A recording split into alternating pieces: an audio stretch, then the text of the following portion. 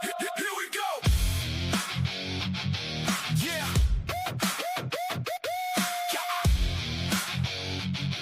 Yeah. Hey. Here we go. Here we go. TruCrime Cafe. Kicking the door, peel back the day. Seeking that truth. Only do it his way. Notes on the napkin, red string on the case. Looking for justice. Can't see it real clear. Screens full of static, but the trail's right here, pointing at the weirdness. Zoom, don't blink. Hey, look, it's right there. You closer than you think. Yeah! Serve it up hot at the TruCrime Cafe. Breaking down the crazy. Put the lies on the tray. Making sense of the cray. Say what you feel. We shut down the bullshit. Don't give it no wheels. Yeah. Serve it up hot at the TruCrime Cafe. Sip on the facts, let the fog burn away. Truth in the cup, take a taste, that's the deal. We shut down the bullshit. Don't give it no wheels. No wheels. Yeah, no wheels. Mic on the counter, files on the floor. Walk me through the timeline, then we ask once more. Side-eyeing every story, every hole, every gap. If the glove don't fit, then we redraw the map. From the cold case corners to the heat of the stand, he break it all down, so you finally understand. Clock on the wall, but the grind don't stop. Justice ain't blind, it just been cropped. Serve it up hot at the TruCrime Cafe. Breaking down the crazy. Put the lies on the tray. Making sense of the cray. Say what you feel. We shut down the bullshit. Don't give it no wheels. Serve it up hot at the TruCrime Cafe. Sip on the facts, let the fog burn away. Truth in the cup, take a taste, that's the deal. We shut down the bullshit. Don't give it no wheels.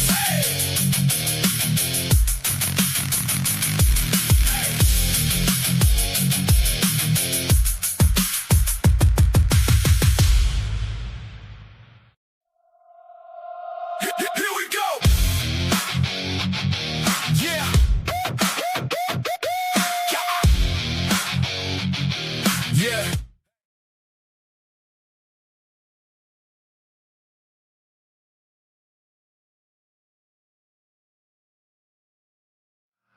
So clean. Dirty.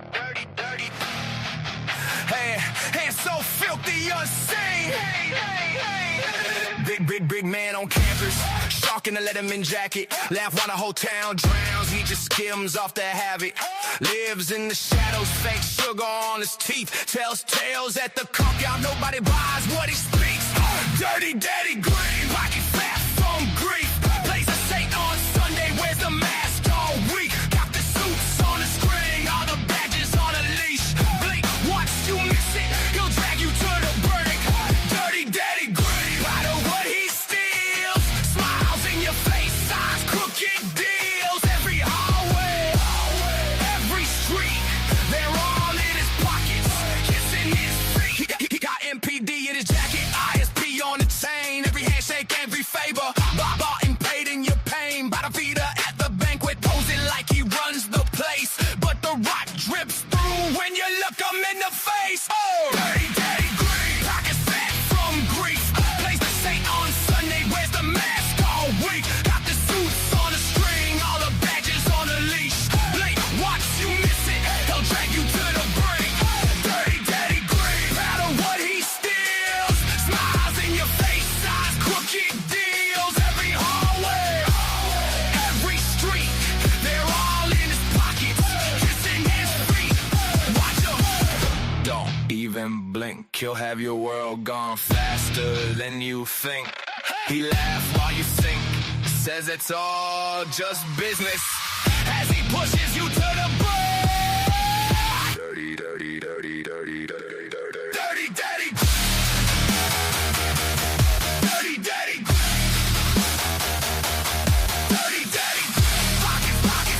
Pockets. Dirty daddy. Dirty daddy. Pockets fat from grief. Plays a saint on Sunday, wears the mask all week. Got the suits on a string, all the badges on a leash. Blink, once you miss it, he'll drag you to the brink. Dirty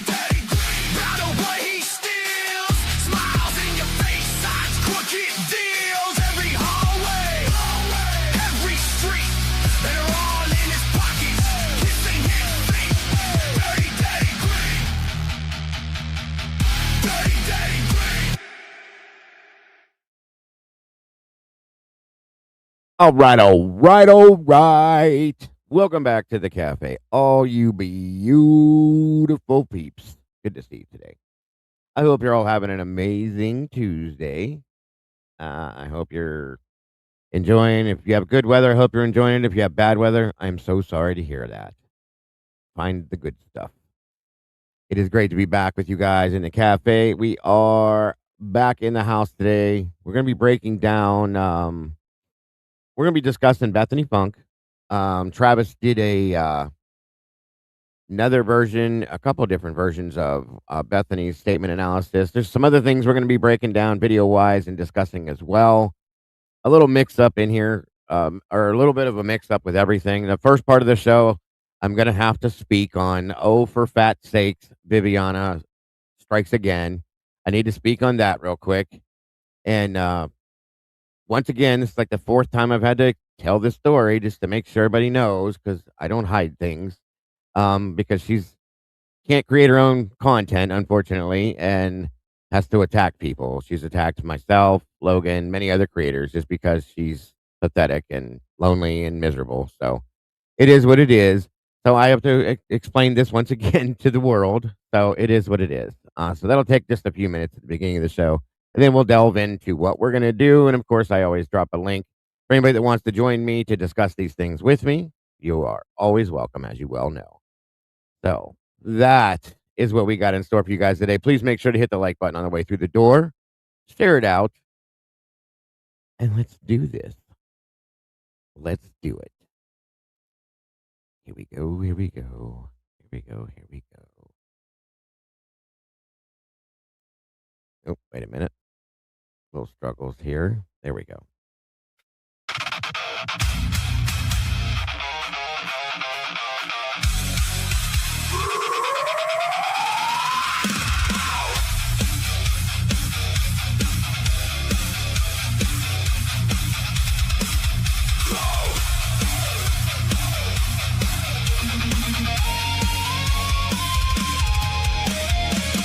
Rolling up on the scene. Dago's got that stare red light on the screen. Pouring up truth every damn day. Names, faces, dates, he don't look away. Pin maps, cold files on the wall. String runs tight from the big shots, his halls. You feel that chill when he says that name. Someone's shadow, someone's shame. True Crime Cafe, he's serving the proof. Hot cup of pain, cold steel of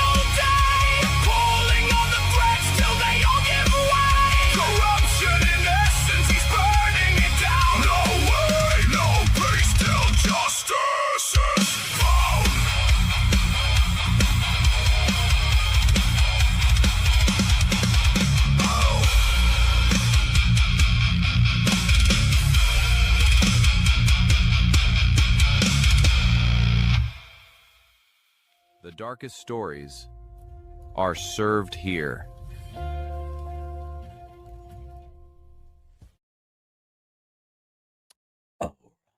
Welcome back, guys. That song pumps me up.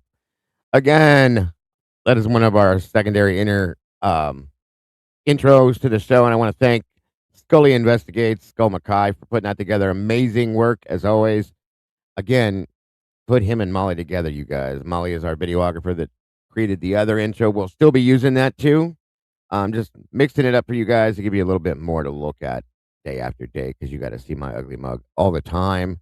Make it a little bit more interesting. So thank you, Scully. Amazing work, my friend, and God bless. Very much appreciated. Amazing stuff. Amazing stuff. Love it, love it.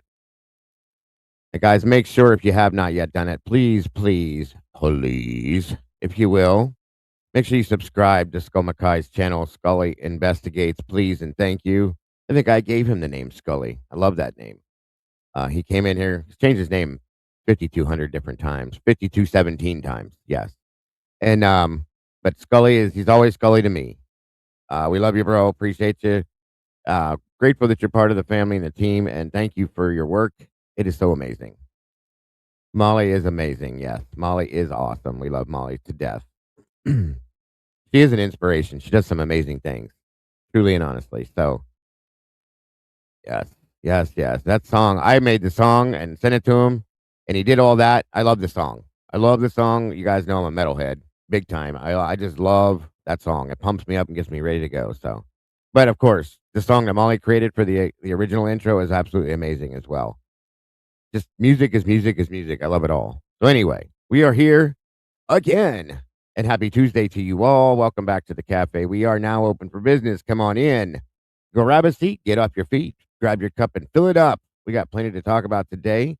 Guys, make sure you subscribe to Molly Drake as well. This is the videographer for the channel. This is her channel, her personal channel that she does all her amazing things with as well. She also has the Mollyverse that she does things on. Molly's going to be joining me on the secondary channel from time to time, Cafe Conspiracy, because she's got all sorts of fun things to deal with that. So plenty to look at, guys. These people are so talented. I couldn't even remotely begin to imagine how Scully and Bianca, Miss Robin, Molly, how they do these things. They do such amazing things, and I'm very grateful that they're part of our communities and our families. So wonderful stuff. Come on in and grab a seat. Let's see who we got joining us tonight. Looks like Jim Harrison. Welcome to you. Good to see you, my friend. Thank you for joining us. SR Bubbles in the house. Good to see you, Wendy. Welcome back. Gen 7, welcome, dear. Great to have you here, as always. Moto Man, what is up, brother? Great to see you. And there's Scully right there. Scully Investigates.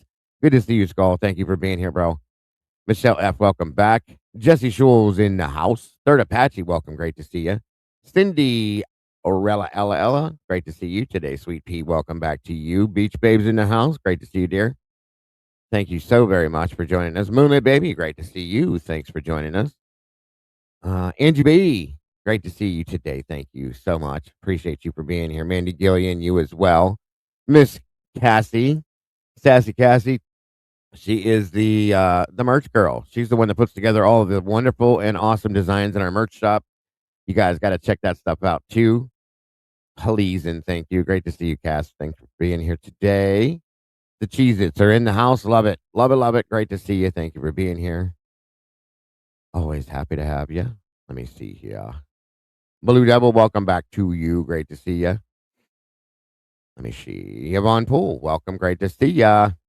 We'll be playing both songs. Don't worry, Sweet Pea. Foxy Rose, I cannot ever remove that other song. I love it.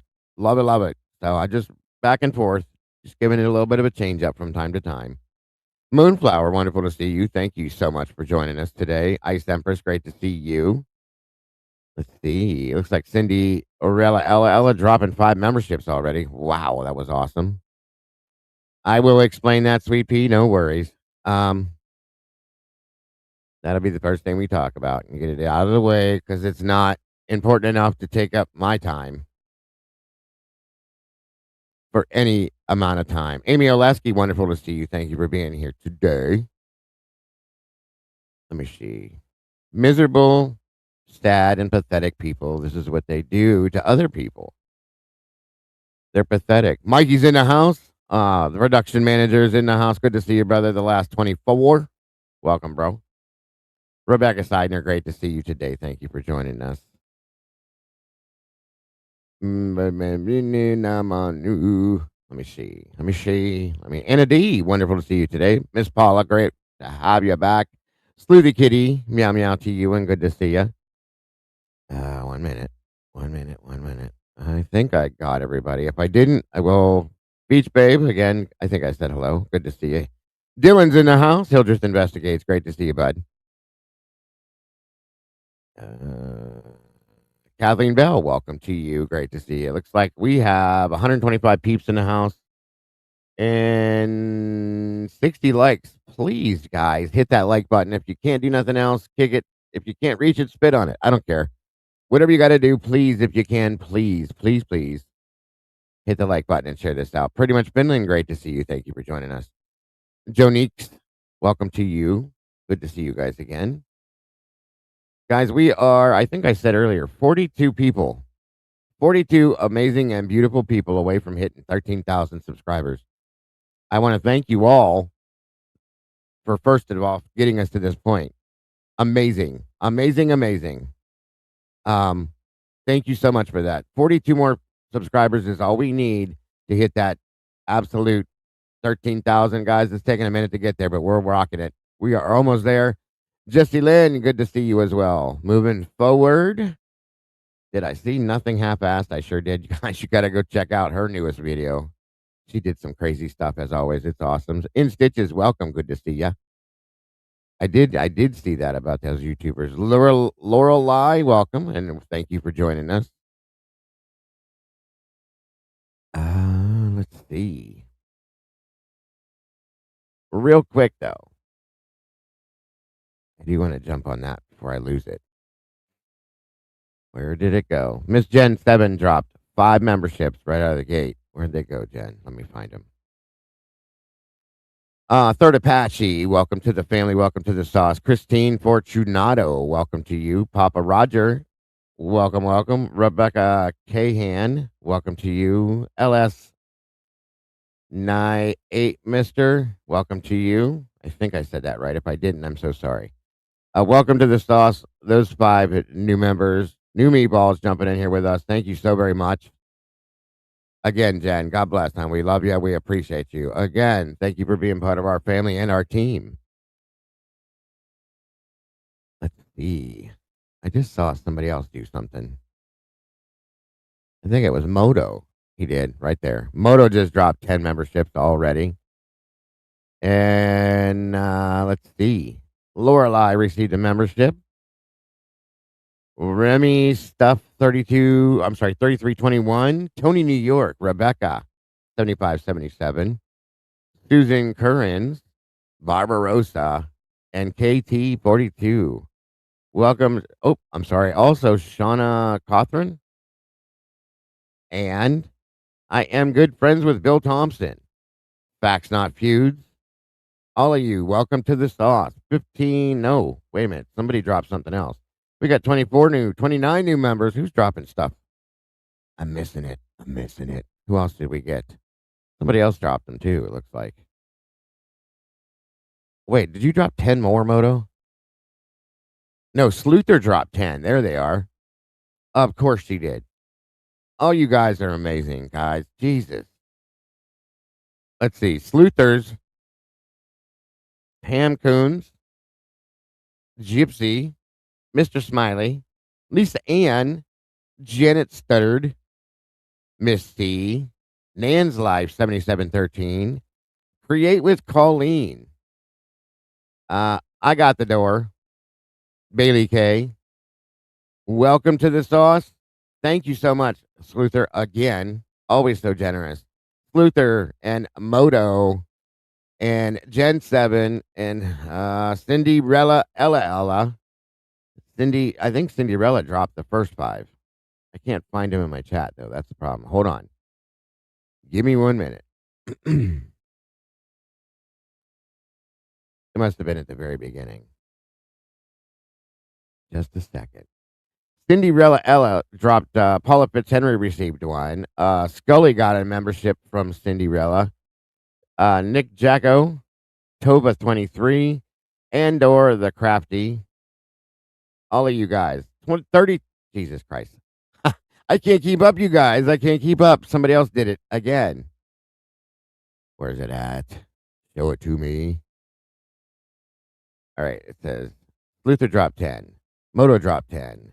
Jen dropped 5. Cindy dropped 5. 1, 2, 3, 4.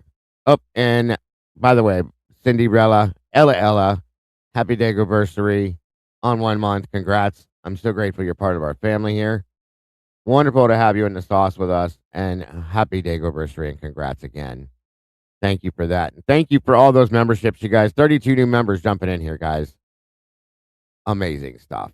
Amazing stuff. You guys rock and roll. I love you guys. Blue-Eyed Butterfly, great to see you. Animo 6188, welcome to you. G Bean, welcome back. Great to see you. Cat K's in the house. Wonderful, wonderful, wonderful. Let me see. Mackenzie Ray, welcome to you. Fox Rooter, great to see you. Again, thank you for joining us. Turkey Creek Cow, welcome back to you. So, again, as I said, first part of the show, and it won't take too long, I promise. Like I said earlier, for fat's sake, Vivian struck again. She does what she does. It is what it is. She can't seem to put together her own content, so she goes and attacks other people for trying to put facts out and explain situations, but that's okay. A miserable, pathetic, and sad person. This is the people that do this.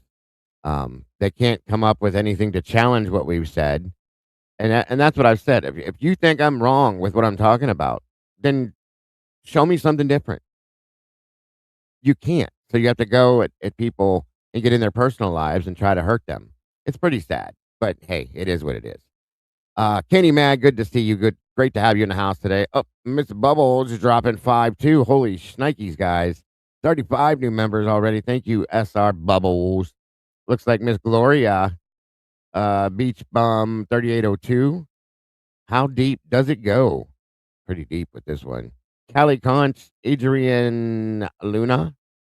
All of you guys, welcome to the sauce, and thank you so very much for joining us. Italian Girl, welcome to you. Scrubbles. The Rebels. That's her name, Scrubbles. Thank you, Blue Eyed. I love you guys too very much. And thank you for your support. This happens, guys. I've been through this before many, many, many times, 4 or 5 times. When people don't like what you say, this is the sad thing, okay? When people don't like what you say, or if they disagree with you, they go to the ends of the earth to try to make you look like a bad person. It's pretty pathetic. Especially people that are lonely and bored and sad and I hate doing this, but ugly people make me act ugly, and I don't like to act ugly. Okay, but there's ugly people out there, and I'm not saying ugly as in visually ugly, because you could look like a Barbie doll, and you could be ugly to me because of what's inside you. The things that are inside you to make you do these things to other people makes you ugly to me, ugly as you could possibly be. And this is a very ugly person. She's miserable, pathetic. She's a joke. She cannot seem to create her own content. She just goes after other people. It's really sad. Mountain Man's in the house. Happy day anniversary, brother, on 12 months. Thank you for being part of our family. I do appreciate you so very much. It's a joke, and it is pretty pathetic. What the hell is Vivian? I don't know what she is, but she's got a channel, and it's a drama channel. It doesn't even belong in here, and she creates drama and tries to call people out for what they say because she disagrees, and that's all it's about. I disagree with what you're saying, so I'm going to attack you. Grow up. Okay, it's time to be an adult now. It's time to be a big girl. Okay, that's the pathetic side to it, and it says that the things I'm saying aren't true. I'm basing what I'm talking about Jalen Mortensen. She seems to have a girl crush on her, and that she can do no wrong. You know, it's pathetic. You know, Dylan. The only reason I didn't talk about Dylan or Bethany for years, I left it alone. Everything I've seen, I pulled from documents and interviews, folks. You've all seen the same things. Dylan has changed her story at least 5 times. She's told blatant lies that have been proven. I wouldn't have said a word about it if it hadn't happened. I just don't make things up, folks. They're right there to see. So I'm just saying. And if you're so lonely, pathetic, and your life is that bad, you need to get a real hobby. I'm just saying. So once again, like I said, she struck again. She's attacked Logan, myself, many other creators as well because she doesn't like our opinion. That's pretty weird if you ask me. It's kind of stalker like. So get over yourself is all I can tell you. And if you here's the thing, I've done this for years. I've offered that. If you have something that challenges what I have said, spoke about, that I've showed, or anything, and you have proof of it, bring it over. I will join me on panel. We'll discuss it like adults should, um, because I can do that. And and I won't let anybody attack you. I won't be mean to you. I'll be very respectful because I know how to do that. I don't do you know, do to people what she does. But I want to see the proof of what we're saying is wrong. Because I'm taking it from documents and interviews. They're live audio interviews we hear. So if that welcome is always available to anybody that can prove that. Please do. I'm always up for learning something new if I can. So just saying. Idaho, welcome. So anyway, so what she's done is she tried digging into my past, okay, into my personal life. And as I've told this story 5 times in the past, it's never anything I've ever hidden. It's really pathetic. My oldest son, and she also says that I portray my children to be perfect, that I put them out there and I've said that they would never do the things that Dylan's done. First off, I don't talk about my children like that. The only one you guys ever hear me talk about is my 19-year-old, my youngest one that is autistic. But I've never claimed anything like that. So that's a lie again. Maybe that's why she's okay with this because she's telling lies, but it is what it is. But anyway, so she puts a video together on something that, again, I've discussed 5 times that I know of, at least live, about my oldest child who is in prison. He was accused of attacking, not attacking, but assaulting a 12-year-old girl sexually. And he was convicted and he's in prison for that. Okay. Now the story behind that, because this is where the other side of it is, because nobody ever listens to that side of it, is that my son, I had not spoken to him in 3 years because he had a bad drug problem, which I have told you guys about before many a times. He was addicted to meth. It was a very sad time in his life and in my life as well to see your own child go through that. But I had my younger one, that when I just stated, Caden, I didn't want him around that. Okay. I didn't want him to look up to his older brother and see him going through that. So I told him, you need to move on. I can't have you in my home and I can't have you in our lives right now while you're doing that. So he moved on and he moved in with some people that he lived with for 3 years. And he was around this family for 3 solid years. He had been around him his whole life, actually. And the girl that made the accusation lived in the house there. He babysat her and her siblings and he worked with the family, all sorts of things. 3 years he lived there. And there was a July 4th party that happened, and there were some accusations made from her. Now, the whole day that this all went on, my son, his mother, the creature, and my son's fiance were all together the whole day. Nobody ever left him. He was never alone. And the girl that made the accusation said he did a couple things and said some things. And there was never proven. There was never any proof of it, okay? Ever. There were also some talk. There was some talk of there were accusations that this person had made before, but that's not has nothing to do with me. But he had a public defender that seemed to be intimidated, from what the ex-wife, told me, by the judge. The judge, and what happened was basically he fell into the plea deal pit. Okay. Because his public defender really had nothing to defend him with, and because, there was nothing to do, they scared him into taking a plea deal. They told him that he would spend the rest of his life in prison if you didn't take this deal. Well, he went in the back and spoke to the public defender for 15 minutes, came back out and said, I'll take it. And now he's in prison. But he's also enrolled in the Innocence Project for the state of Ohio and so on and so forth. But again, I hadn't spoke to him for 3 years prior to this situation. I had no idea what was going on in his life because that was the rules. Until you get yourself together, I can't do this. So anyway, so that's what happened. That's the truth. He is my son, and sadly, that's what he's going through right now. The claim is that it never happened, and that was, most people in prison say that same thing. I get it. But the plea deal is what got him, scared him. He's in prison. Like I said, he's enrolled right now currently with the Innocence Project, but because of their funding and stuff, it's not really moving forward. So I don't know much more. But that's it, folks. That's all there is, and I've never hidden that ever. I've told that forever. Okay, so that's all I can tell you, folks. So unfortunately, this uh, for fat's sake, Vivian thinks that that's the way to make people stop saying things she doesn't like to hear by putting that out there. So it's already been out there for years. I've never denied it. I've never hidden it. In fact, when it first happened, I talked about it. Do what you got to do. If you don't like me because of something that somebody related to me did, I'm sorry. My children were raised with morals. They were raised the right way, and that's just how it is. So I've never claimed that my children were any better than anybody's. Never will. Although I do believe that they are better than, if she wants to put it out there, I will put it out there that they are better than that because they wouldn't tell lies like that. I'll say that much.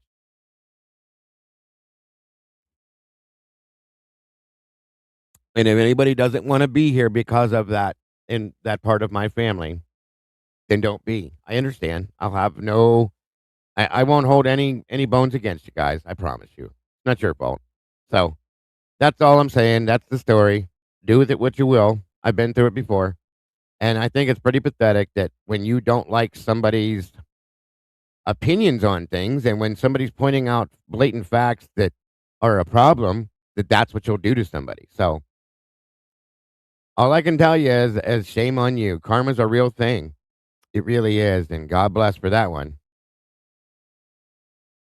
Just saying. But anyway, come on in, guys. Grab a seat. Um, I don't know what to tell you. I'm sorry that I had to waste time during the day to tell you this story, but if I don't, people will try to say that, I'm this or I'm that. It is what it is, guys. You guys get the real deal with me. I've never hidden anything. I don't lie about things. I don't hide things. I give you who I am, and I'm truly who I am in my real life as much as in here. I care about people. I care about what I talk about. I care about justice. I care about the victims. Okay. And that's that. That's why I do what I do, folks. My team will tell you who I really am is no different than who I am in here. The only thing I don't do in here that I might do outside of here is I probably swear a little bit more. And I only do that out of respect because I know that a lot of my audience is older women and I just was raised with a certain type of respect. I still swear, but not as much as I might. You know what I mean? So that's all I'm saying. Um, and again, if anybody has a problem with me because of that and you don't want to be part of this community, I fully understand. Do what you have to do. Okay. I won't hold that against you. I understand that. But nothing's changed with me. I'm the same person. It is what it is. And I have no bones with hiding my personal life because there's nothing to hide. So it is what it is. I hope that you got what you wanted out of this, Viviana. I hope it made your day better for you. And I hope I hope that nothing like that ever happens to you. Because, oh, wow, that's pretty sad. So, but hey, it is what it is. We live, we learn. Be careful, folks, because there's some mean people out here. There's some nasty people out here that don't care about anybody but themselves. So, there's not much you can do. just watch your back, be careful, and watch who you listen to and who you trust. Because I'm telling you, there's some scary people out here. Truly and honestly, there are. Um, I know and I appreciate the people that have stood up for me already because of the. I woke up this morning to this, and I was given many examples of people standing up for me, and you guys don't have to do it. Understand? You don't have to, but I want to tell you guys that I love you guys that do it. I really do. It means the whole world to me, guys. It's amazing. And again, it's nothing new. I've been through this before. So that's all I can tell you guys on that aspect. Other than that, I don't have nothing else to say other than, shame on you if that's all you can do with your life is try to hurt other people. It's pretty pathetic, guys. It really is. If you're that miserable, I mean, I'm sure she's that miserable, lonely, and sad, but, nobody else did that to you. You did that to yourself. So, like I said. Okay, Jen, thank you, dear. I appreciate you very much. God bless, hon. So, real quick, let's see who we got in here. Microdot, welcome. Good to see you today. Thank you very much for that. And that means everything to me. It really does. Thank you so much, Micro. Deb Tutro, welcome. Good to see ya. Grace Kirk, welcome. Great to have you here. Kenny Mag, welcome back, dear. You sound like a kind, genuine person. I haven't been subscribed too long. And only get to be in a couple of your lives, but you have. Thank you so much for that, Animo. I appreciate that, and I hope that proves to be what it is for you if you stick around. Thank you, Scully. Yes, what Diego said. Thank God I escaped from all the toxicity. You selling him forever. No, you're not. No, you're not. Forever in my debt. Nothing. You're awesome, Scully. We appreciate you, bud. If someone chooses to explain their behaviors, there wouldn't be so many questions about it. Good point. Benny the Pirate, welcome. Good to see you. Angie B. Thank you. Thank you. Thank you. Ms. Margaret, thank you for that. See, you guys are so amazing. I love you guys. I really do. Thank you, Cindy. I expected you guys to react this way because that's why this community is who it is. Thank you, Grace. Thank you. Kiss me. God bless. Well, I always like to tell the truth. That way nobody can say that I didn't. But thank you for that, Michelle. You guys are this community, I swear to God, you guys make me cry.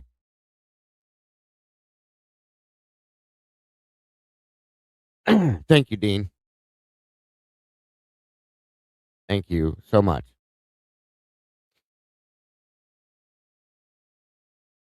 It means a lot, you guys. It means a lot. It really does. Karen Polkwas, good to see you. It's not easy to talk about things like this, So I really appreciate you guys a lot.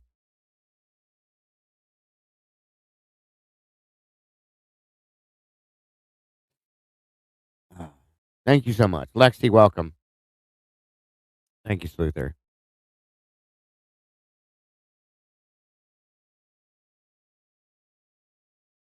Welcome, SoCal.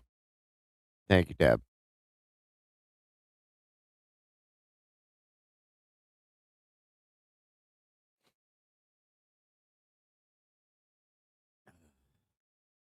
Thank you, Beach Babe.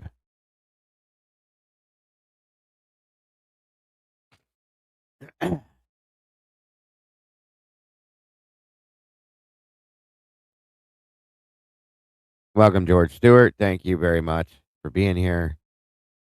Thank you all very much. You guys are just amazing. Enad, welcome, and thank you for that. 5 more memberships, 43 new members.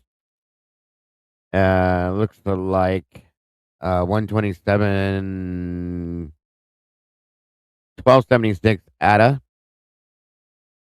Halls is in the house, and welcome. Hall's got a membership. Joanne Jackson, Morgan LaFay, Stephanie.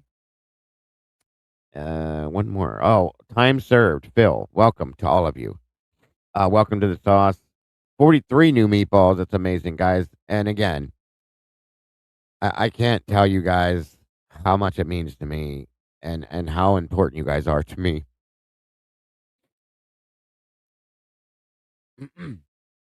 Welcome, Foya and Dory. Good to see you guys. Lola Getz,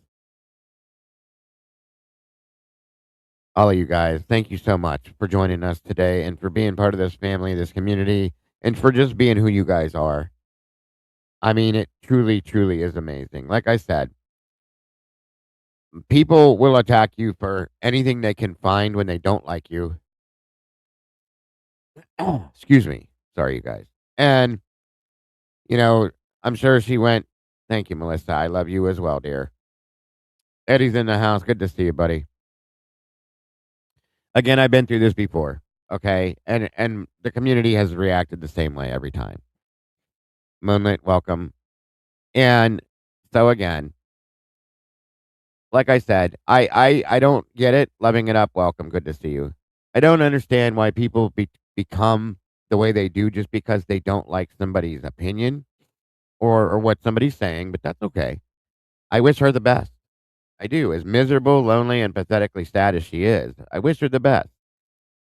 Maybe at some point she'll be able to become not as ugly of a person as she has become, and maybe that'll make her feel better about herself. Because people that do this to other people, they're not happy with themselves, guys. Anybody that knows anything about psychology knows that they're miserable. So be miserable. I don't wish that on anybody. I never have, and I never will. But it is what it is. So moving forward, again, thank you to all of you for being who you guys are. You guys, this is why I call you all the beautiful people. Baby Ames, wonderful to see you. Nana Cow, Care Bear, good to see you, dear. Hold on here. Loving it up. I'm sorry, I get a little emotional, you guys.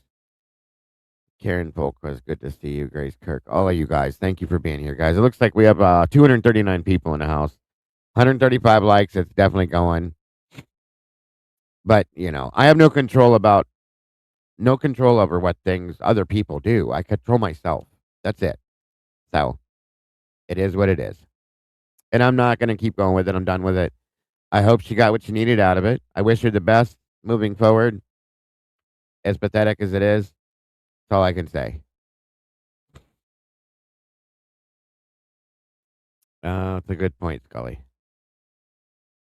The fact that you live rent free in her head by default, you win. Jealousy and envy is one thing I will never understand. You must be doing something right. I can guess. I guess so. So the new channel I see somebody asking is called Cafe Conspiracy. We talk about everything opposite of this in here. Um, Conspiracy theories, all sorts of wild, fun things. We talk about all of that over there, guys. The link will be in the chat, I'm sure. Um, Amen to that one too, Micro. Amen to that one. You wish the best for your children. You hope the best from the day that they're born. You know, and pray that they end up doing good things and they have a wonderful life and they fall into these things from time to time.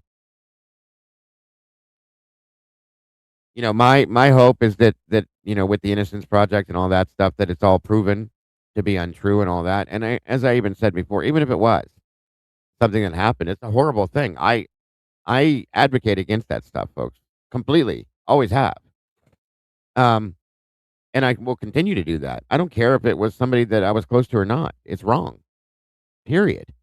So I will always advocate against that kind of stuff. Always have. Will never stop doing it. So if nothing else, Emil Ray, welcome. Good to see you. If nothing else, I appreciate that she's watching my channel. I appreciate her view. That's all I can say. But moving forward, like I said, I'm not going to drag you guys with that. I appreciate your guys' loyalty and support, and it's beyond amazing. Beyond amazing. Tony Stevenson, welcome. Let me put this down here. Drop that there. Pin it. The link will be pinned. Damn, that was quick. He wasn't wasting. He was waiting for that stuff. Welcome, Junior. Hey, Dad. How are you today, buddy? Oh, I'm doing all right. Thank you for joining us, Emma Ray from France. Oui. Awesome stuff. Moto, good to see you, brother. How are you? Oh, what's up, Diggle? Good to have you here. And of course, last but not least, Eddie's in the house. Good to see you, bud. It's good to see everybody. Hello, Moto. Hello, Dylan. Diggle. Thank you for joining me. What's going on, Eddie? Diggle, I sent you an email just now. Okay. And the reason is because when I booted up my PC this morning, and I'm sure everyone experiences the same thing, the news feed kind of goes front and center. And there was a 11-hour ago printed article about Kohberger. And lo and behold, it has everything to do with what we're just talking about in your lead-in. Really?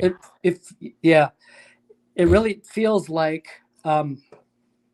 the troops are being charged with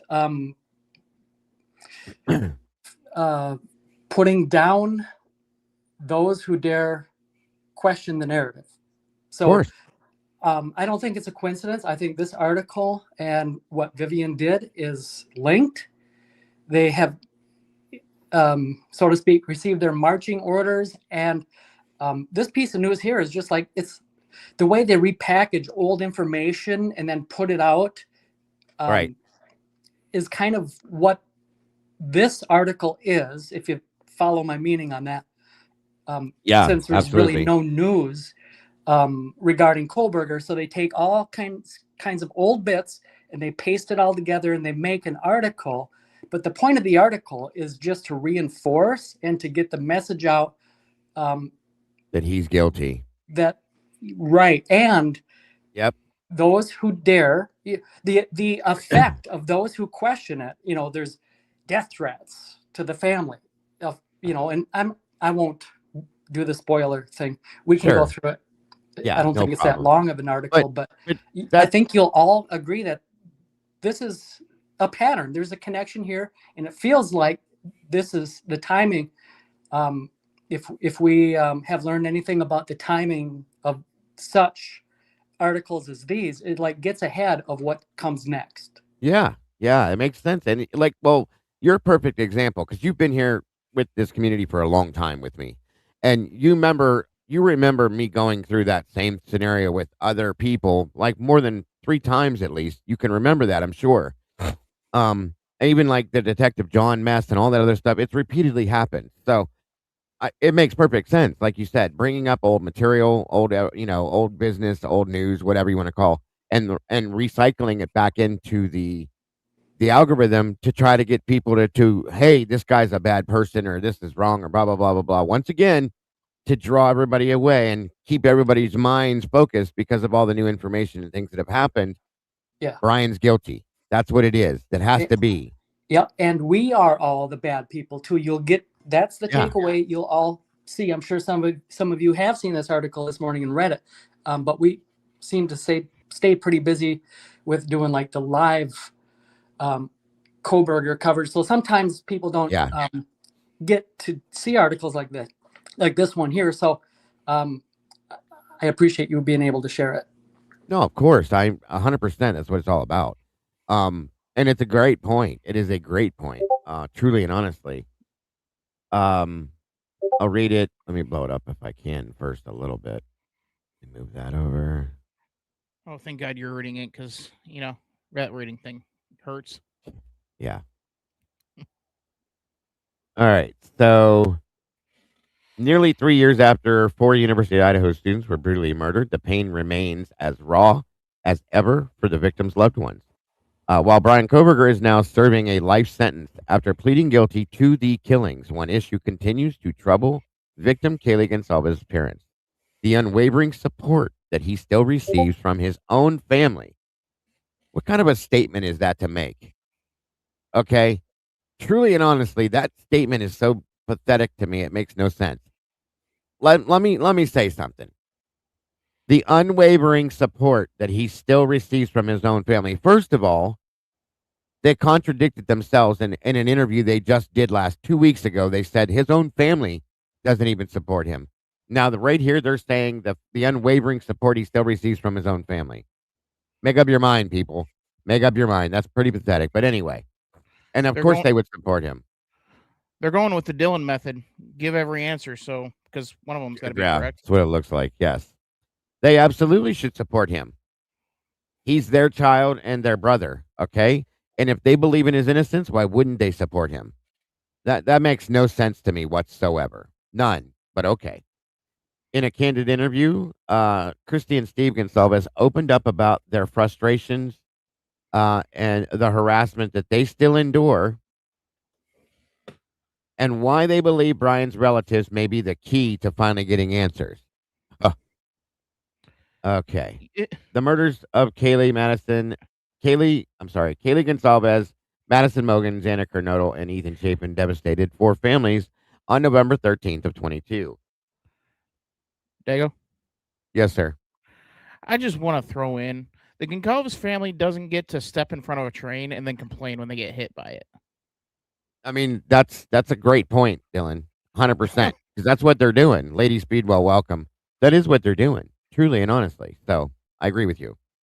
Welcome, Tomboy. Good to see you. Oh, Carmelo Anthony's been found guilty of the murder of Austin Metcalf in Frisco. Okay, that's good to hear. Good. That was another story we covered too. I'll explain that after this.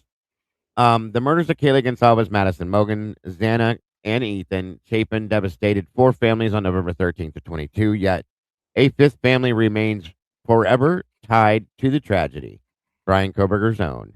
Despite the 31-year-old's conviction, his parents and sisters have continued to maintain contact with him behind bars. That reality is difficult for Kaylee's parents to understand. We walk in 2 different pairs of shoes, Christie told the Daily Mail, while acknowledging that she cannot fully know how the Kohberger family feels. Exactly, right there. Therefore, in turn, you shouldn't make statements. Christie admitted she struggles to find sympathy. Their family does, and so does our family. I can't say that I have a lot of compassion for their family, she said. Her husband, Steve, pointed out the glaring differences between the 2 families' realities. Kaylee can't talk to us, he said, adding, we can't go visit her. Though both parents acknowledged they cannot truly know how they would react in the same position, they questioned continuing to support someone responsible for such devastating loss. I mean, when their daughter beat the crap out of her husband in front of the kids, they swept that one under the rug. Of course. Of course.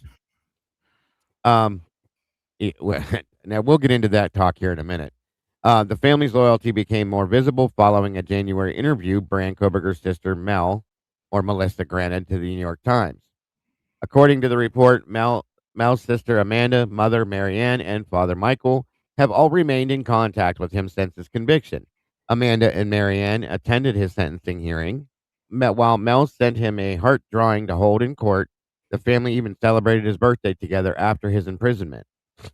The Gonsalves family, whose actions are difficult to reconcile with newly released details about the killings, recently unsealed autopsy reports revealed the victims endured significant pain and suffering. They absolutely did. It's horrifying. Kaylee's injuries included blunt force trauma to her face, signs of asphyxia, and indications that an unidentified object may have been pressed over her mouth. Steve said that he believes his response would have been very different. If my son did that to somebody else's family, it would have been devastating, he said. And I'm so sorry, son. I will always love you, but I could not come out to support him. And that statement right there, I'm going to tell you right now, knowing what I know of them, I absolutely doubt that. Okay? I'm telling you, I doubt that. They are the type of people who would support their child, and they would believe that he was innocent, just as much as the Kohberger family absolutely does, in my opinion, too. Bryan Kohberger's parents accused of ignoring warning signs. And it says the Gonsalves family also believed they would have recognized signs pointing toward their child if they had been in the Kohberger's position. As investigators searched for the killer in late 22, surveillance images of a white Hyundai Elantra dominated National headlines. Bryan owned the same type of vehicle. And Steve believes that that would have immediately raised concerns. We wouldn't have figured it out, or we would have figured it out, he said, referring to the Kohberger family. He added, I don't think they wanted to know. Steve accused them of burying their heads in the sand and said that he would have insisted his child cooperate with authorities. I think it's time for you to go down to the sheriff's office with me and turn yourself in, he said. Pop me kettle. Meanwhile, yeah, right, thank you. Meanwhile, authorities have never suggested that Kohberger's relatives knew about the murders before his arrest. However, both his mother and sister discussed the case with him as the investigation unfolded. His mother even texted him a news article about the killings days after they occurred following his arrest. She reportedly told investigators, my son would not do this, and referred to him as my angel. Although Bryan admitted guilt last year, many questions remain unanswered. He never explained his motive, identified a specific target, or revealed why he chose the victims, because he can't. He also declined to speak during sentencing. According to the Gonsalves family, that silence has allowed online conspiracy theories to flourish. A growing group of supporters known as Kohbergers continue to push claims of his innocence despite his guilty plea.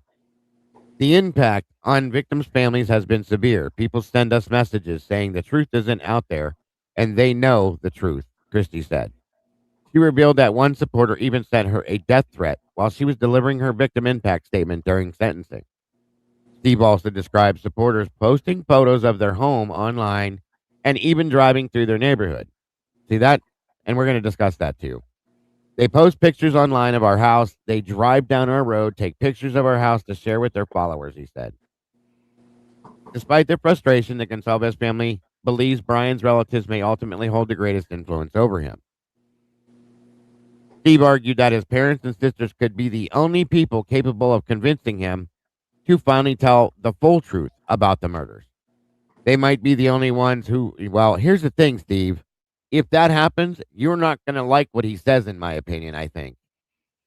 So go ahead and wish for that. Wish in one hand and shit in the other and see what you get, buddy, because you may want to worry about what you wish for. If he does tell the whole truth, I think it's going to be a story you don't want to hear, sir. I'm just being honest.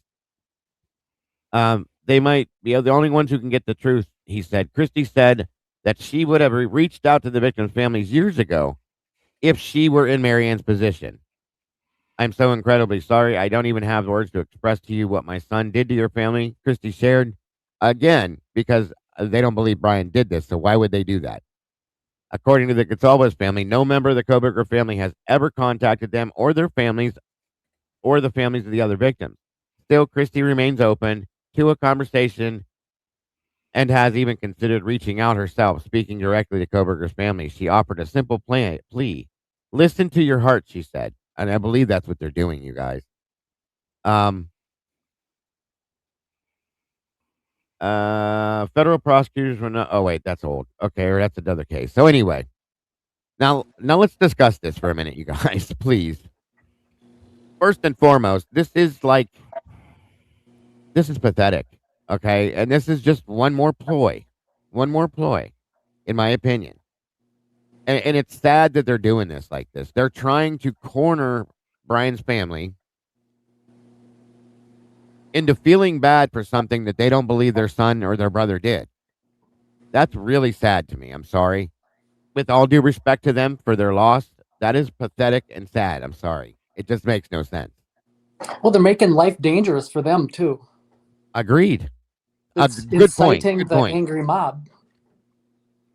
Well, yeah, they're how can you say it?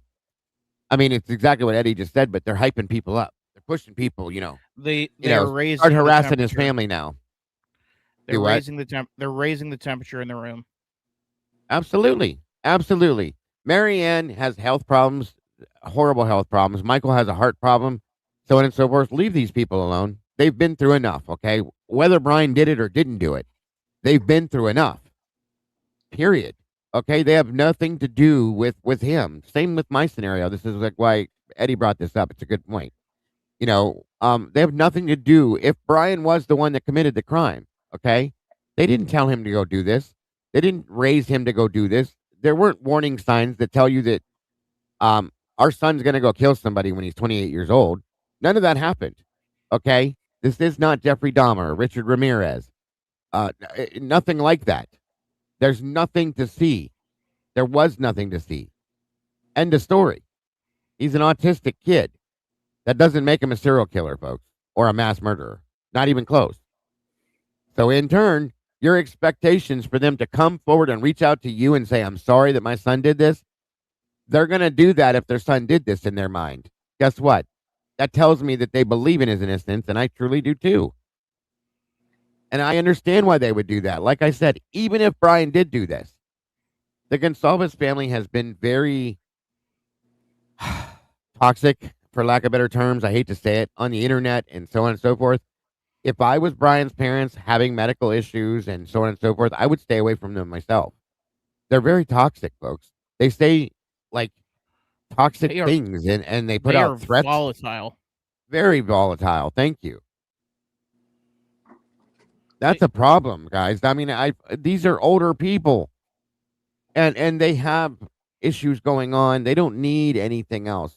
You know, these things could cause them to have even worse health problems. So I don't blame them for staying away. They're basically inciting hate is a good way to put it. Right there. Jenny said it. Inciting hate and raising the bar, turning up the temperature, pumping people up to go after these people. That's sickening to me. I'm sorry. Sickening. And you need to knock it off. Leave them alone. Leave them alone. I wouldn't go anywhere near these people either. I wouldn't even remotely think about it. And to put it into perspective for people who may not have seen, I do have one of the comments that the G's put out when somebody asked about the case.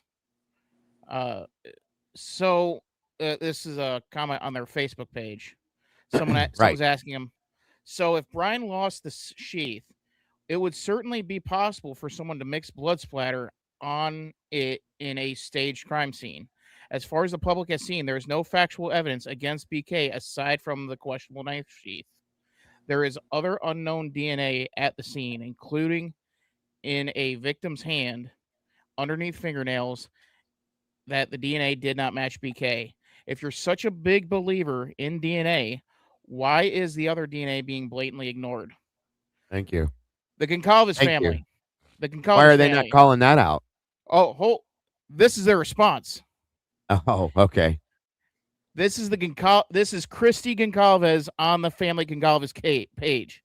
You are on the wrong page. We know exactly, in all caps, who killed our daughter, and he is sitting at IMSI right now, and I cannot wait. And I cannot wait for him to die. Honestly, you are so freaking brainwashed. You're too stupid to see the truth right in front of your face. Read the room and get the fuck off my page. It's really sad, you guys. That's really sad. Thank you, JJPP. Appreciate that very much. Number one towards our goal. But yes, they've made multiple comments like this, you guys. Somebody before that on their page had stated they were talking about the new foundation they've created for Kaylee.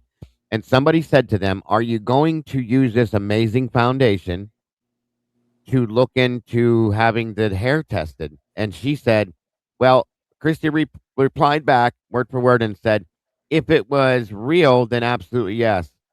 But kindly go fuck yourself. That's a response. And this was somebody that was glorifying the foundation that they just created. It's sickening to see these things, you guys. I understand they're angry. They should be. I am angry as well that what happened to their child happened. It should not have ever happened. But you refuse to look at anything other than what you have been told that this guy did it. You refuse it. Why are you not looking at the other information that's out there? And why do you not believe that there's anything else that could be logically real? I don't understand that. Because there's $100 million on the line. There's $100 million on the line. That's why. They're not getting the grace from me. I'm done. I at this point they're making it look like it's all about the money. And that's I'm sorry, but that's not the answer. That's not going to bring her back. Yeah, there's no class at all, Tomboy. I agree with that. And here's the thing: there's been multiple threats made, Benny. Multiple threats. Okay, not just one, not just two, and not just by one person. It's been multiple people within the family that have made these threats. So if something happens to him, guess what? Guess what? We have a problem. Okay. Yeah, they think it's fake hair. What? Why would it be fake hair? Anything they can do to get around looking at the truth, or anything that points away from what they believe. Once again, it's just as bad as for fat's sake, Viviana. Okay, it's the same thing. It is the same thing. Look at some documents. Look at some real evidence. See what you're. Look at it. Actually, look at it and process it. Then tell me the same thing you're saying. Nicola Trippier, hey, welcome. Good to see you, dear, and thank you. Love you as well. Yeah, so if it's fake hair, then was it a fake K-bar? Which is something else we may discuss today if we have the time, is another version of the knife that they've sworn up and down it was the damn K-bar knife, and I don't believe it. And Pavarotti put out a new video and points to the fact of the possibility of what knife, one of the weapons it could have been. Was a K-bar involved? It's possible. But at the very least, I think it's the last weapon that I would look at. I mean, the K-bar knife that they're saying it was used was 7 inches, and the deepest wound is 8. Right. Matt, make Keep that going. math work. I mean, it's in the document. The documents are enough to exonerate Bryan, even with all the redactions. Oh, he used a 7-inch blade. Okay, then how is the deepest wound 8? I understand that there's like contraction, but not a full inch. And then the Goncalves family coming out saying, "Oh, it's fake hair. It's not real." What? Then what in the hell is in Ethan's hand? I mean, they have the Goncalves family is one of 4 families. Well, actually, I think only the Chapins can, since the hair is in Ethan's hand. But the Chapins can say, "Hey, I want to see that picture," and the state would hand it over. I'll be right back, you guys. Sorry about that. I have a phone call real quick. Keep going. And yet they keep saying how they want the transparency and all that, and yet they're in the EWU, the Eastern Washington lawsuit, and they're fighting hard. Make that make sense.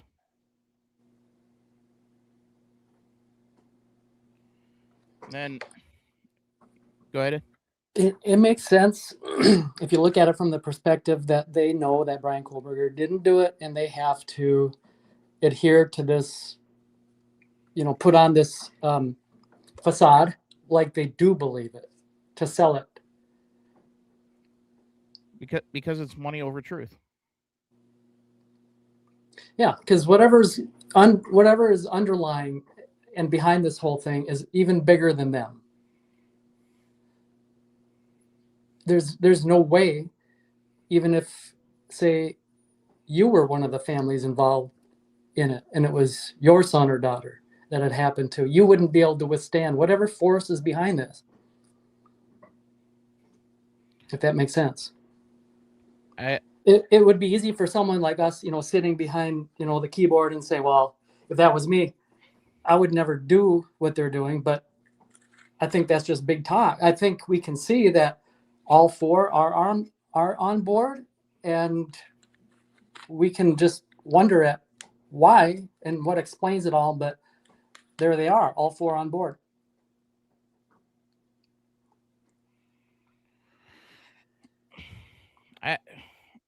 With the Goncalves family, I would understand a little bit more because there's more to lose. But Mogan's an only child, and the other thing that doesn't add up for me, if it was in Harsh's video, I think it was either this morning or yesterday. If the quote unquote threat is eliminated, Why is Bethany going through all of these steps to hide herself extensively? I agree with that 100%. And yet Dylan's still running around like the world's her oyster.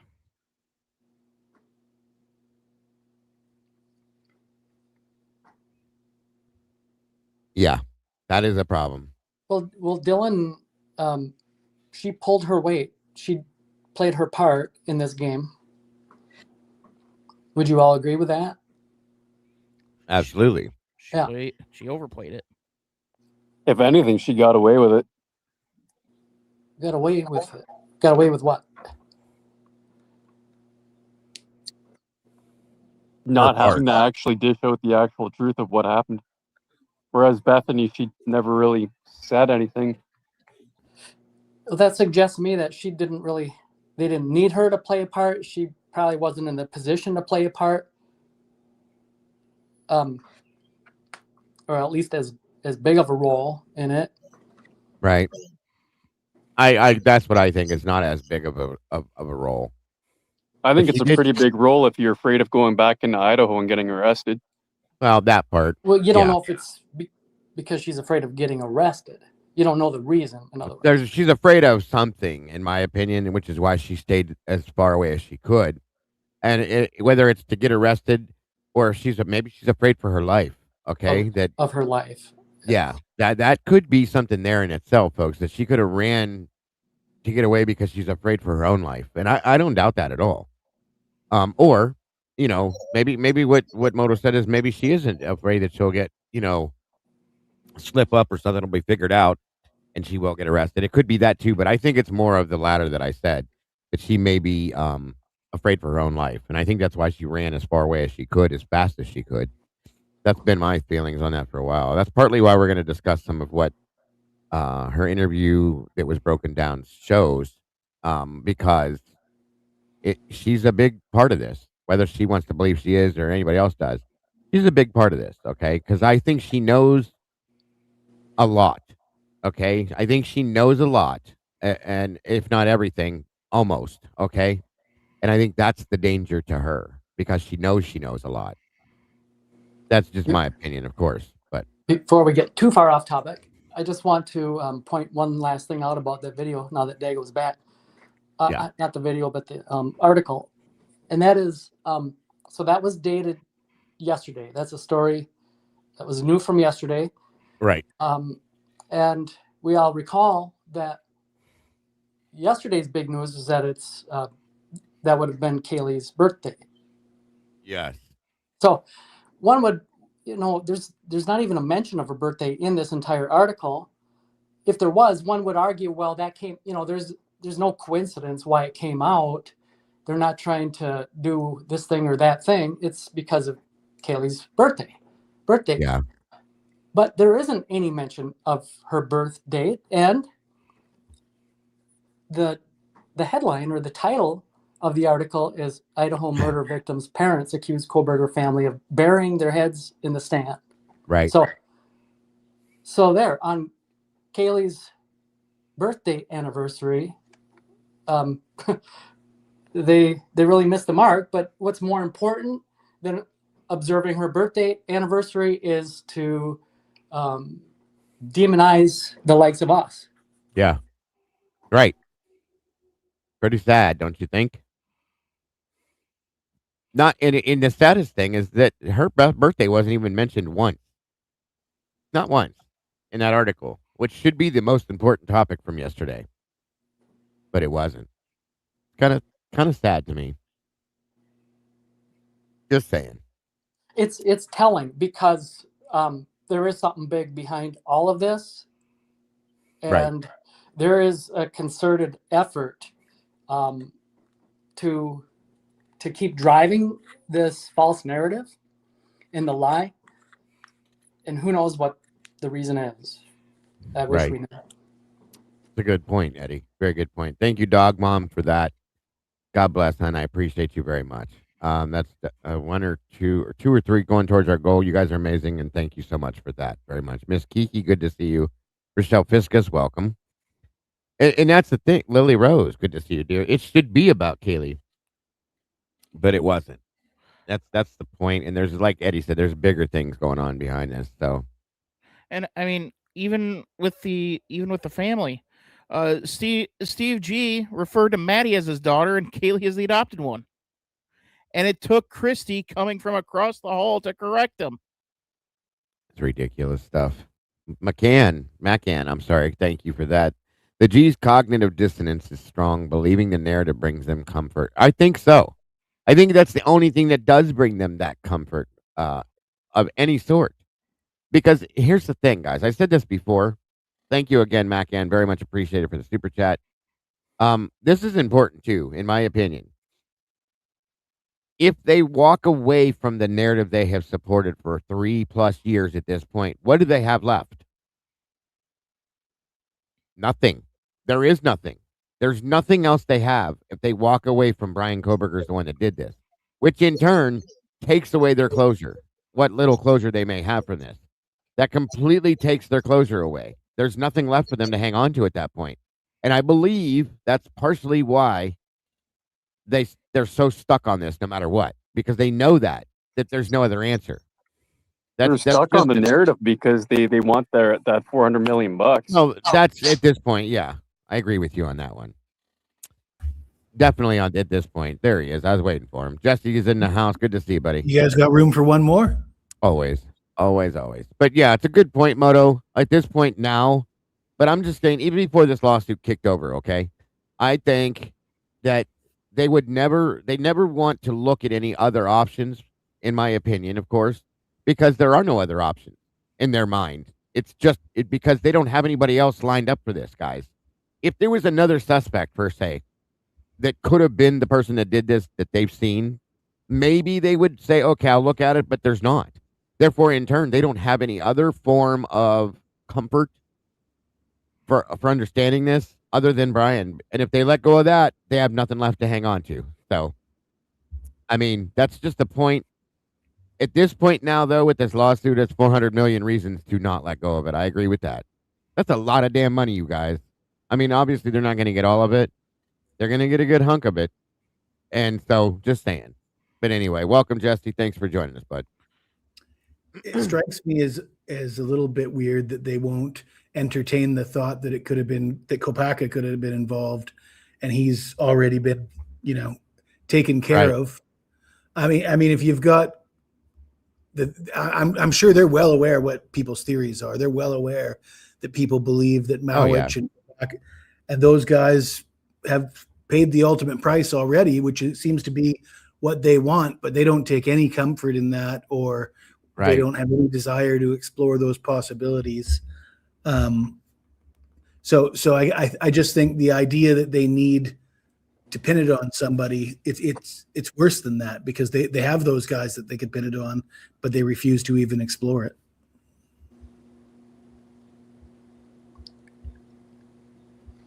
They know they can't do that. How you doing, Eddie? I'm good. How are you doing today, Jesse? Not bad. Do you think we're getting any closer to getting on the same page, or what?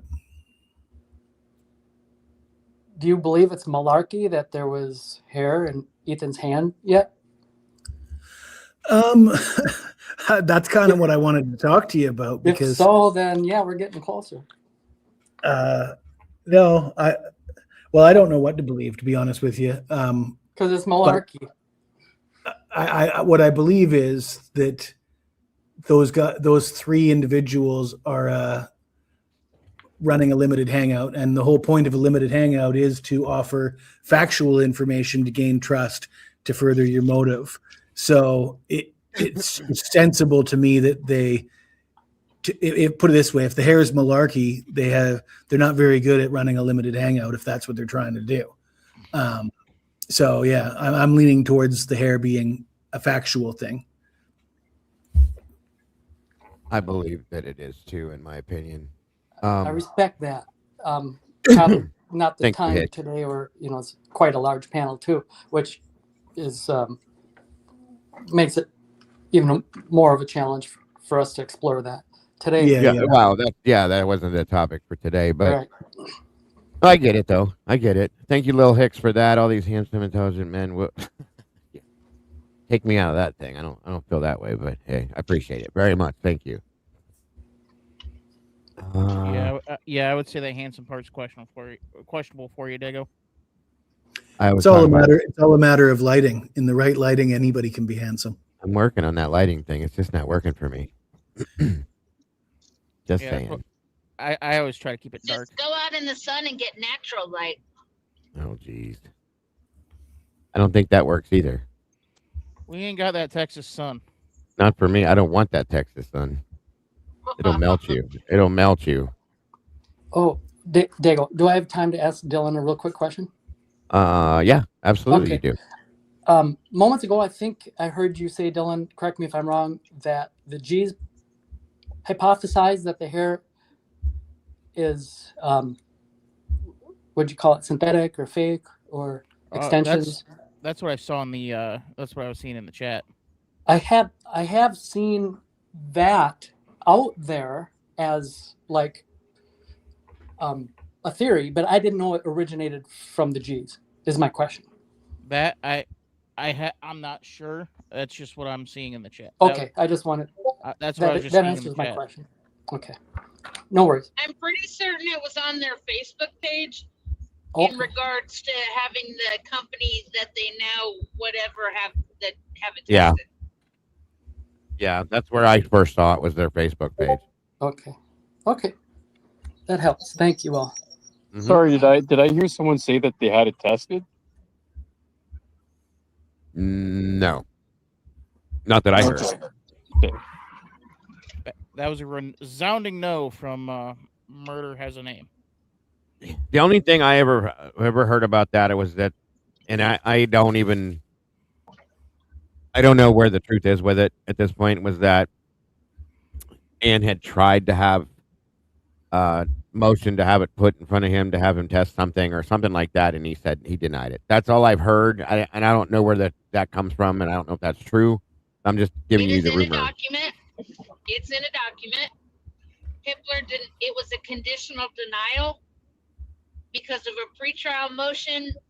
She needed to have somebody from the FBI basically come in and say whatever they did.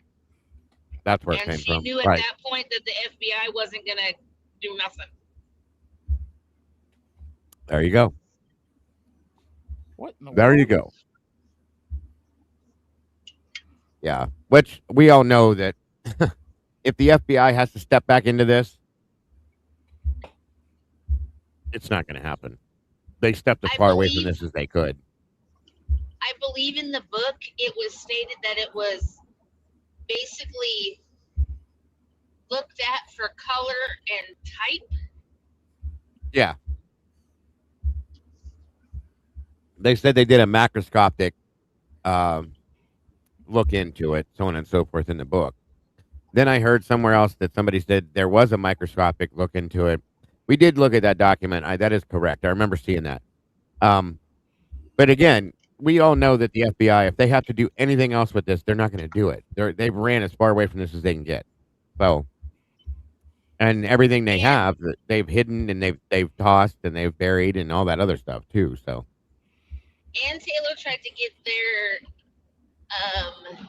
findings admitted as into evidence, and that's when the judge conditionally denied it. Basically saying, okay, well, if you can get the FBI to come up here and say what they did, then we'll admit it. and he knew that they wouldn't when he said that. Exactly, because he's a motherfucker.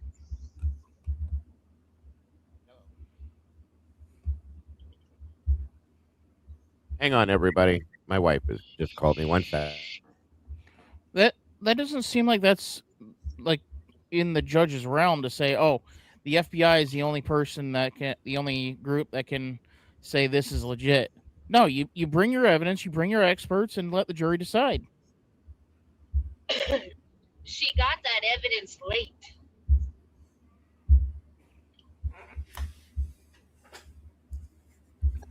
I don't know. Hitler was the judge, the jury, and the executioner. Yeah.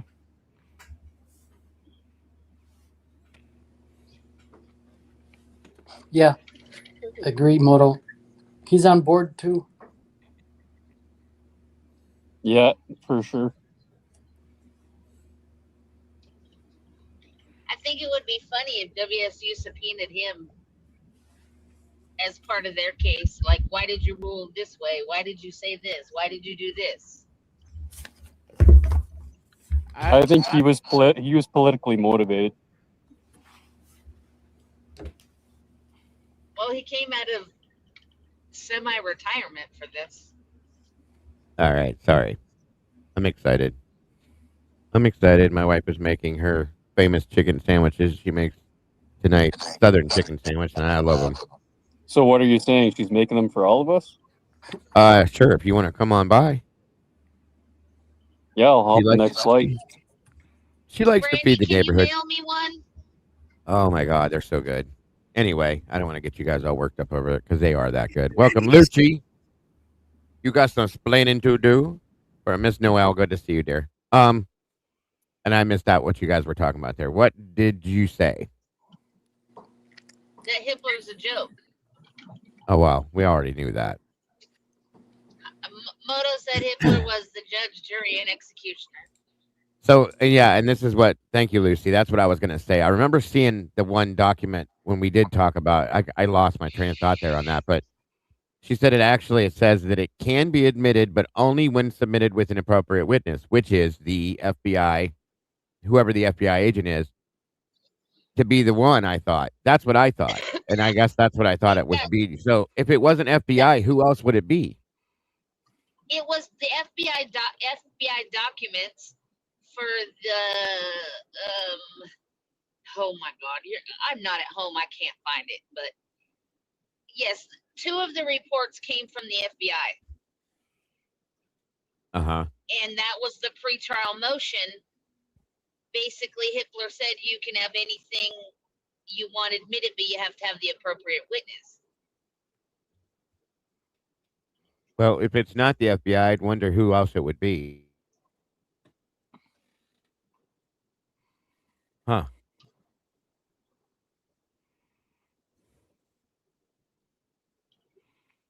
So I have 2 different things I wanted to break down today. This is one of them, and the other one has something to do with the knife. Another knife that was found that I wanted to break down as well through another video. And I'm going to give you guys a choice. Which one you want to do first? This with Bethany, or do you want to go to that first? Which one is shorter? In playtime of the length of video. Well, I think Bob's is shorter. Yeah, the other video is shorter in that aspect. And I won't be running the entire video. I would break it down. So that would be the shorter side.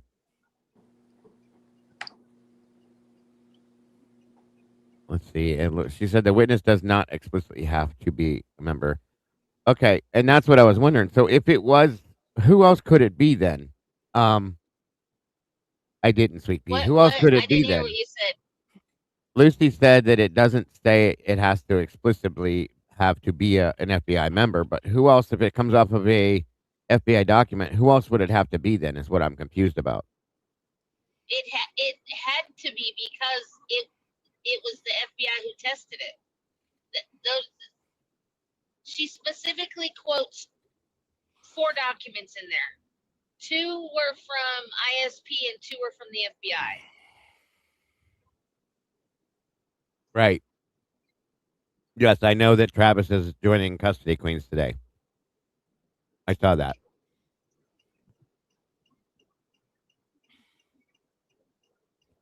Well, let me go to this then, because this is shorter. So, hold on.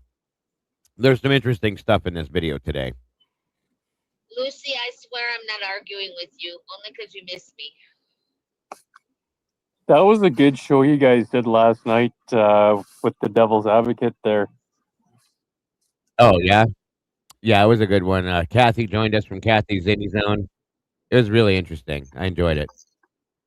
Yeah, she's a smart lady. Very much so. I'm very grateful she's out here with us. She definitely helps us understand a lot of stuff that's going on within the documents and stuff like that. She made some good points. She's very down to earth. I loved that. All right, 1 minute. Let me find this here again. Does she work in the legal field, or like? I think she did. She doesn't admit to that, but I think she did. Okay. I love you too, Lucy. You two are weird. Anyway, I'll say that I love the fact that you can disagree and then still make these comments. That's what this is all about to me. When people can do that, that's important to me. So I'm grateful for that. It literally says, can be submitted with appropriate witness. That's what I'm trying to understand is who the appropriate witness would be. That's all I was saying. But let me, and Lucy, I'm forewarning you because I know your feelings on certain things. So just please bear with me. Bite your tongue, chew your nails, sit on your hand, whatever you got to do. Don't be angry at me, though. Ira is going to talk. Go ahead. Can I just give a prelude to this? This is not about his theories or anything. He is strictly going by the autopsy results. So he pieced it all together. No, it's very interesting, which is why I wanted to review this with you guys.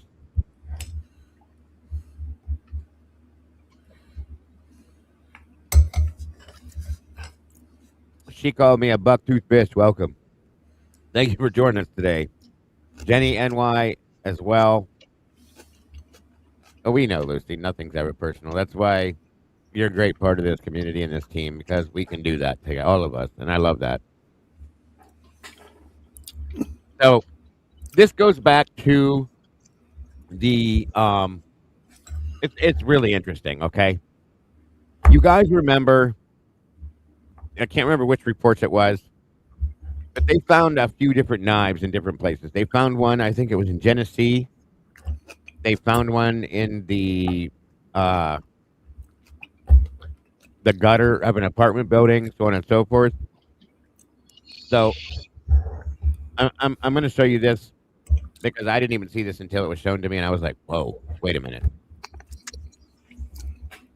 Welcome, Blondie. This is about Kopaka's knife. Yeah, this is kind of interesting to me, in my opinion. Is somebody eating? Because somebody hears somebody eating, I think. I just chewed one piece of ice real fast. If that was me, I swallowed. Otherwise, I was going to choke on it. I'm sorry, Joanne. Tony Stevenson. Good to see you. I don't know who was eating. Court RN. Oh, okay. It was Jesse. He said he's sorry. Anyway, I want to check this out. I want your guys' opinions. I'm glad you guys are here with me on this. Most definitely with you guys, too. I'd love your opinions on this. Jake from State Farm, thank you for joining us today. Great to have you here. All right. Let's check this out. In blood anymore.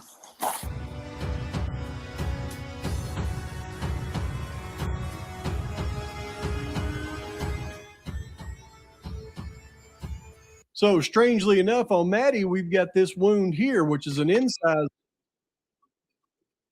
Hold on. Sorry, you guys. I bounced it ahead too far. My apologies. I'm starting from the beginning.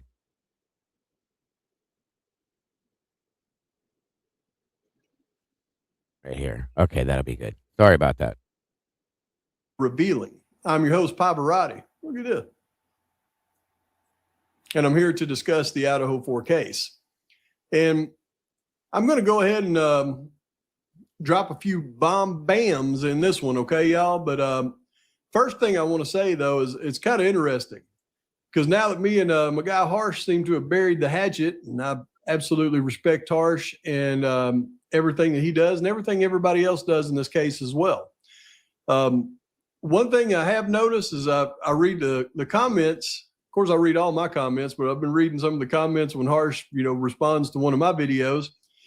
And man, I tell you what, it seems like the people that follow me are a lot more forgiving and accepting of Harsh's point of view than Harsh's folks are. I mean, I read his comments. Pavarotti, no, don't do it.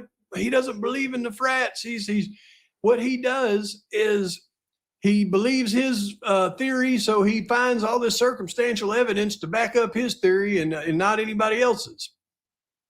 Well, that may be the case. May absolutely be the case. And I'm not saying that I am correct and everybody else is wrong. I respect everybody's theory out there. I think everybody should keep an open mind to everything in this case, because there's no telling where this thing may lead us in the end.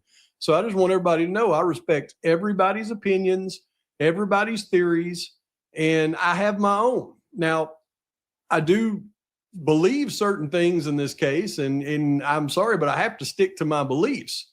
And it's quite possible that, my beliefs enables me to find circumstantial evidence and search through things and find evidence that backs up my point. It may absolutely be the case. I mean, I might be doing that. I don't know. I might be unwittingly doing it, finding things that back it up. But dang, I sure seem to find a lot of circumstantial things that back up my point from my perspective. And, that's just what I'm going to do in this one, is I'm going to continue to show all these circumstantial things that back up my point. But I'm also going to show how these circumstantial things seem to be really backing up my point to a degree that is almost scary. And I think you'll agree with that by the end of this. In fact, hang out to the end, watch everything I've got to present, because I'm going to talk about my three suspects and some of the reasons why they're my three suspects, not nearly all, but just some. And tell me what your thoughts are at the end of this one. Hold on to your hats, folks. Bam's coming. For those that don't believe that Kaylee was put back in the bed with Maddie, they believe that Kaylee was unalived in the bed with Maddie by one assailant. Well, they can just go stick their heads in the sand, because Maddie has 6 defensive wounds from her shoulder to her hands on her left arm before her fatal blows to her chest was made. Now, pay attention to this. This is why I thought this was interesting. And then once we get to the knife part too, but just watch this, guys. This is great. She had 2 slits on her throat that were barely hemorrhagic, meaning she was almost passed away when she received those. Those were the last 2 cuts. But before she received those deadly blows to her chest, she received 6 defensive wounds on her left arm. We know Maddie and supposedly Kaylee are laying in bed side by side like this. For Maddie to receive 6 defensive wounds in her left arm, the assailant would have had to have been on this side of the bed, creating all of those defensive wounds before he created the fatal wounds. And one thing I want to point out to everybody, you guys, and we talked slightly about this yesterday and on the other night on the verdict room too, is Maddie was the one that everybody believed was sleeping. Okay? Everybody believed that she was sound asleep and that she probably had, the least amount of injuries on her body. Well, in my understanding, she had quite a few, and he's talking about it right now, defensive injuries, which states that she was awake, for one, and that she was trying to defend herself. And on that side of the bed, it makes perfect sense for sure. But stop talking about cabbage. You guys are making me hungry as hell. I want to throw some bacon and noodles in a pan with it, and I'm down for that right now. But hush it up, making me want some. But anyway, so that's why I thought this is really interesting too for that point as well. But there's many other things in here. So, and again, I know not everybody agrees and follows along with Pav. That's fine. I do. I don't agree with every single point he makes, and I have not always. But he's making really interesting points right here today with this, and I do support and respect him quite a bit, folks. So if you don't, I understand. Just let's be nice in the chat, please. That's all I'm asking. Now, there's no way he's attacking Kaylee and Maddie, and Maddie's able to fight off at least 6 defensive wounds. You think Kaylee just laid there and waited on it? Give me a break. But when I think about the knife that caused the injuries on Maddie, I know it's not the same knife that caused the injuries on Xana and Ethan. I'll be releasing Xana's autopsy report here soon today. I'll do Ethan's tomorrow, and the next day I'll do Maddie's. This is absolutely ridiculous. First of all, let me point this out. Maddie passed away from fatal chest wounds from a knife. Here's 2 chest wounds right here. Now, they only give us the longest depth. They don't tell us the depth of both wounds, but one of them was 8 inches. Now, you are not causing an 8-inch deep stab wound. Thank you for that, Tiki. And honey, I'm telling you, it takes way more than sunscreen to get me to go to hell. I'm promising you, I can't handle Texas at all. I hate that heat. But for you, I'll be honest. For you and Kat and Tomboy and Tandy, I probably would definitely try it. I'll just say that. So thank you, dear. Appreciate that very much. With a 7-inch knife with a guard. And it tells us that these 2 wounds, one is 1.5 by 1/2 inches, 1.5 inches wide by 1/2 inches thick. And it's a square at one end, sharp at the other. And it tells us the other is 2 inches by 7/8 inches. So if the 1.5 inch wide stab is not quite 8 inches, but the 8-inch deep stab. Thank you for helping us hit our goal today, Tiki. Amen to that, hon. Appreciate that again very much. And thank you, Ro, for posting that. Means the width of the knife is 2 inches. It's very clear to me because we have another one that goes 7.5 inches deep. And the knife blade is 2 inches by 5/16, 2 inches wide.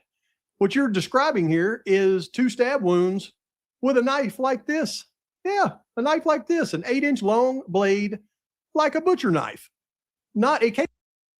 And the reason why this is so interesting to me is what's on the blade itself. And he's going to get into it. And I never thought about it when I was reading through the autopsy thing. This makes absolute sense now. I mean, it really does. And I'll let him explain it. I'm not going to ruin it for you if you haven't seen it. If you've seen it, you know what I'm talking about. But this makes absolute sense to me. Bar knife on Maddie. And then there's this.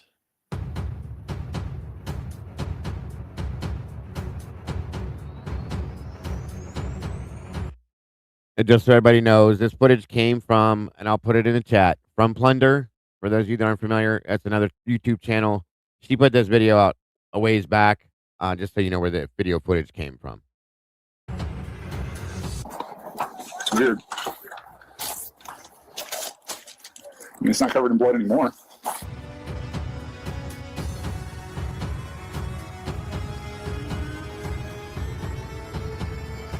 So strangely enough, on Maddie, we've got this wound here.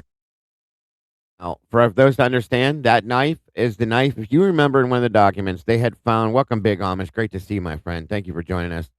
There was a knife that was found, and I'm going to be corrected, I know, if I'm wrong, but it was on, like, the roof area, like a gutter or something, on the apartment building that Brent Kohberger lived in, okay?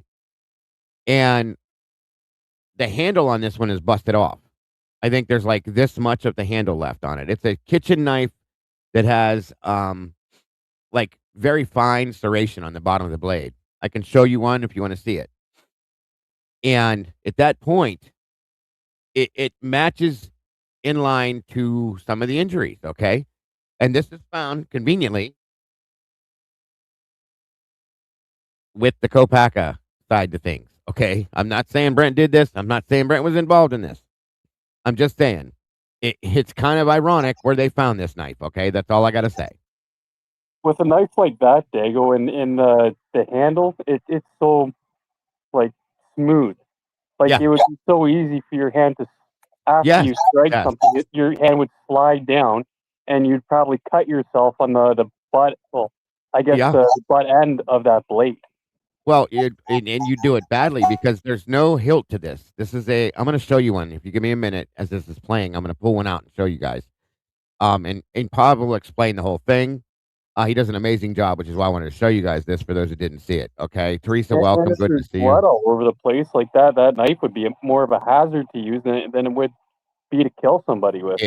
Right, but here's my wonder though: is if somebody, I wonder if this was possible. That we know that there was 4 to 5 weapons used. Okay, what my thing is with this is it possible that somebody was looking for an extra weapon and just grabbed one?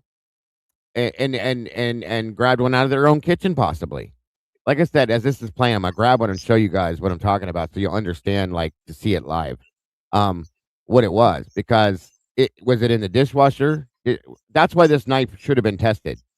Did they ever ask Bethany or Dylan, like, if all of their knives were accounted for? Like, nope, not that I saw anywhere. If they did, they never documented it. That's a great question, though, Moto.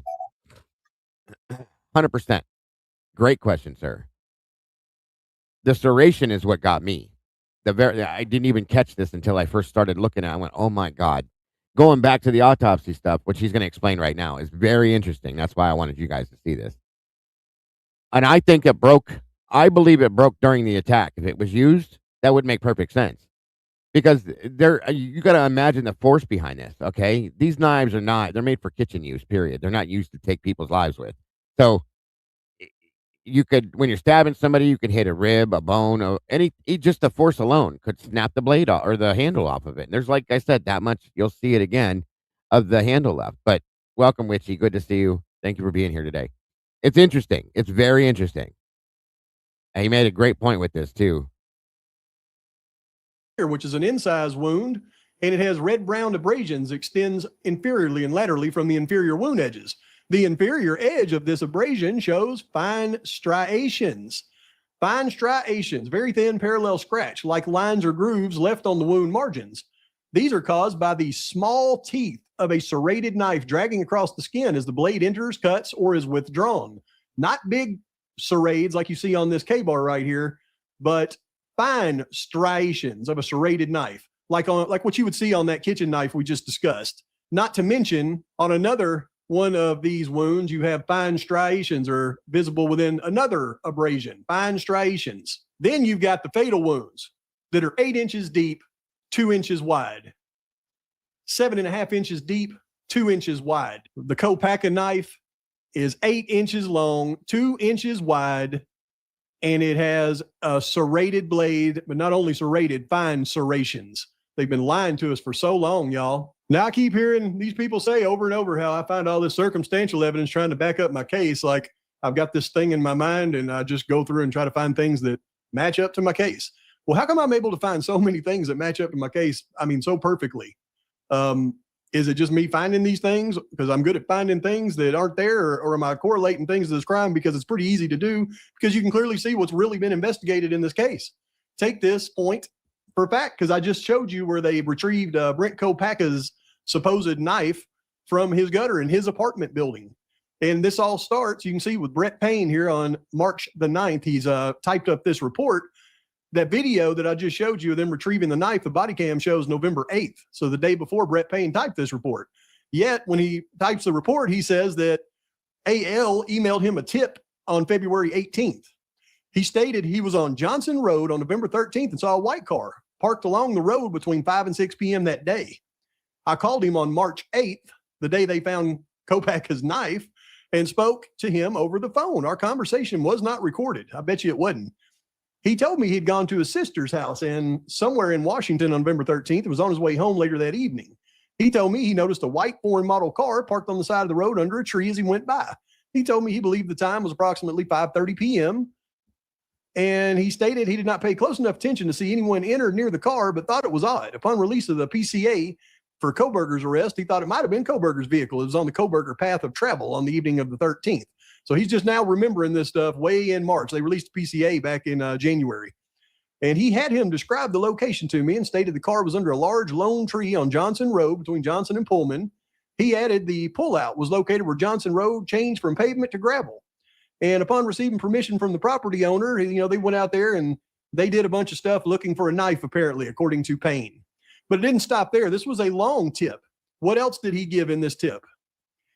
While on scene, L arrived and explained the vehicle was nosed in off the road facing a farm field. He also stated he and a friend came to the spot several days prior using a metal detector to search the area.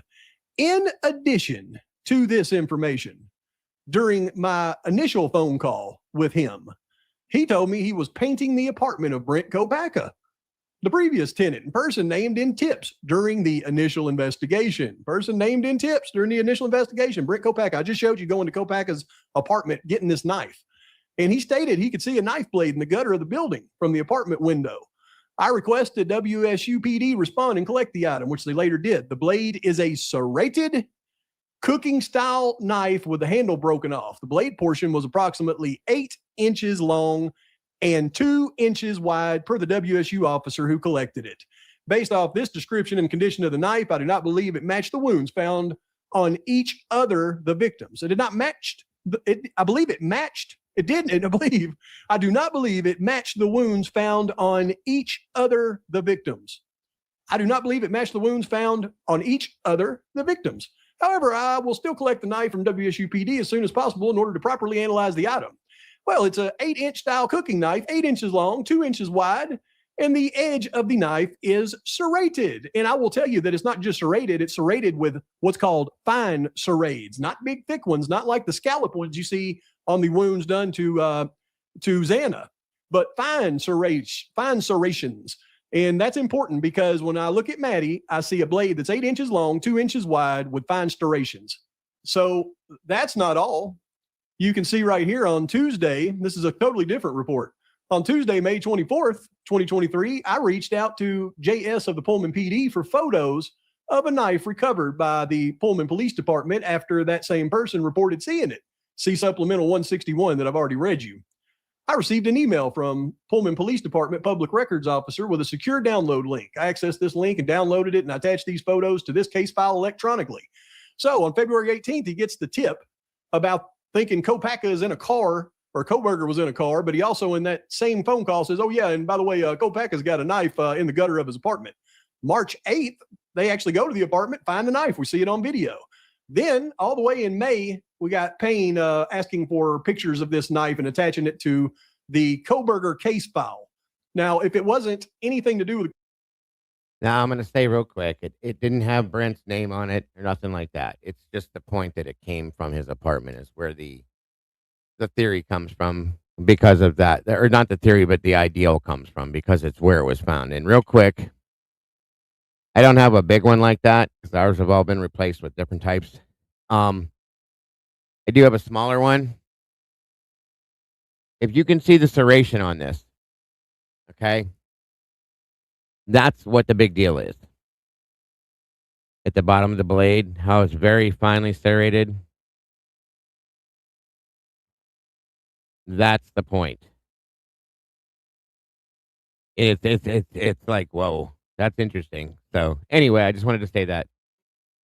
Kohberger case file, then why the heck would he be downloading pictures of this knife they found on Kohberger's apartment and adding it to the Kohberger case file? Give me a break. There's number one. Then we talk about my other suspect here. And I highly suspect that they were suspecting something around this white Elantra because when I look at what they were looking at from the Idaho State Police on November 27th, they're hunting down and they're staking out Hyundai Elantras.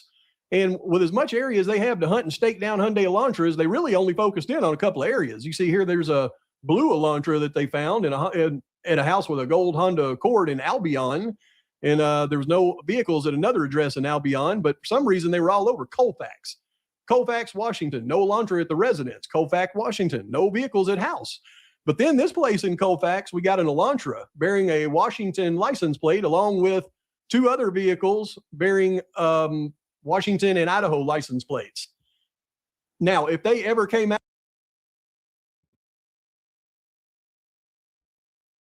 out with this Elantra bearing Washington plate, and that plate was Kohberger's, I would go, dang, I guess Kohberger had some kind of involvement in this. But the fact that they've got it blacked out, if it was Kohberger's, they wouldn't have redacted it. So I'm sure it wasn't Kohberger's. But the fact that they were interested in this white Elantra in Colfax on November 27th is very interesting when you take this into account. Number one, Colfax is a tiny little town, population 2,600 people. Not a lot of folks to, stake out in Colfax. One other thing I want to point out real quick, too. If Brent had a military-issued K-bar knife, it would have been an Army K-bar, not a Marine Corps one. Brent was in the Army. He was in the Airborne Rangers. He was not a Marine.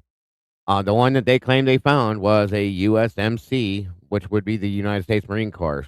That's the sheet that they said it had the stamp on it from. So if Brent Kohberger has one that's military issued, it's going to come from the Army, not the Marine Corps, just so you guys know. And then we know this, and they need to explain this to me, because on December 28th, remember December 28th, they already have the IgG done. They have Kohberger's father's DNA. They've already put it through pop stats and matched him, and they've already got the warrant for his arrest. The early morning hours of December 29th, they're raiding the Kohberger house. Yet the Idaho State Police detectives will... Not that I know of, CAO. Not that I know of. It's a great question, though. I always wondered that myself. Adams, Cody Herman, and I, Jacob Schwiege, are out doing an all-night surveillance on 2 storage unit facilities. Okay, here's how this works, Kathleen, because I know people from like multiple service branches. If you get one that's issued to you from the branch you belong to, it will be that branch. So, like anybody that went into the Army, if they got one issued through the Army, it says United States Army on it. Anybody that got one through the Marine Corps has the USMC brand on it. And then I know my cousin has one from the Navy, and he has the United States Navy on it. So, just so you know, that's how they put those out when they're given to you through the military branch that you belong to.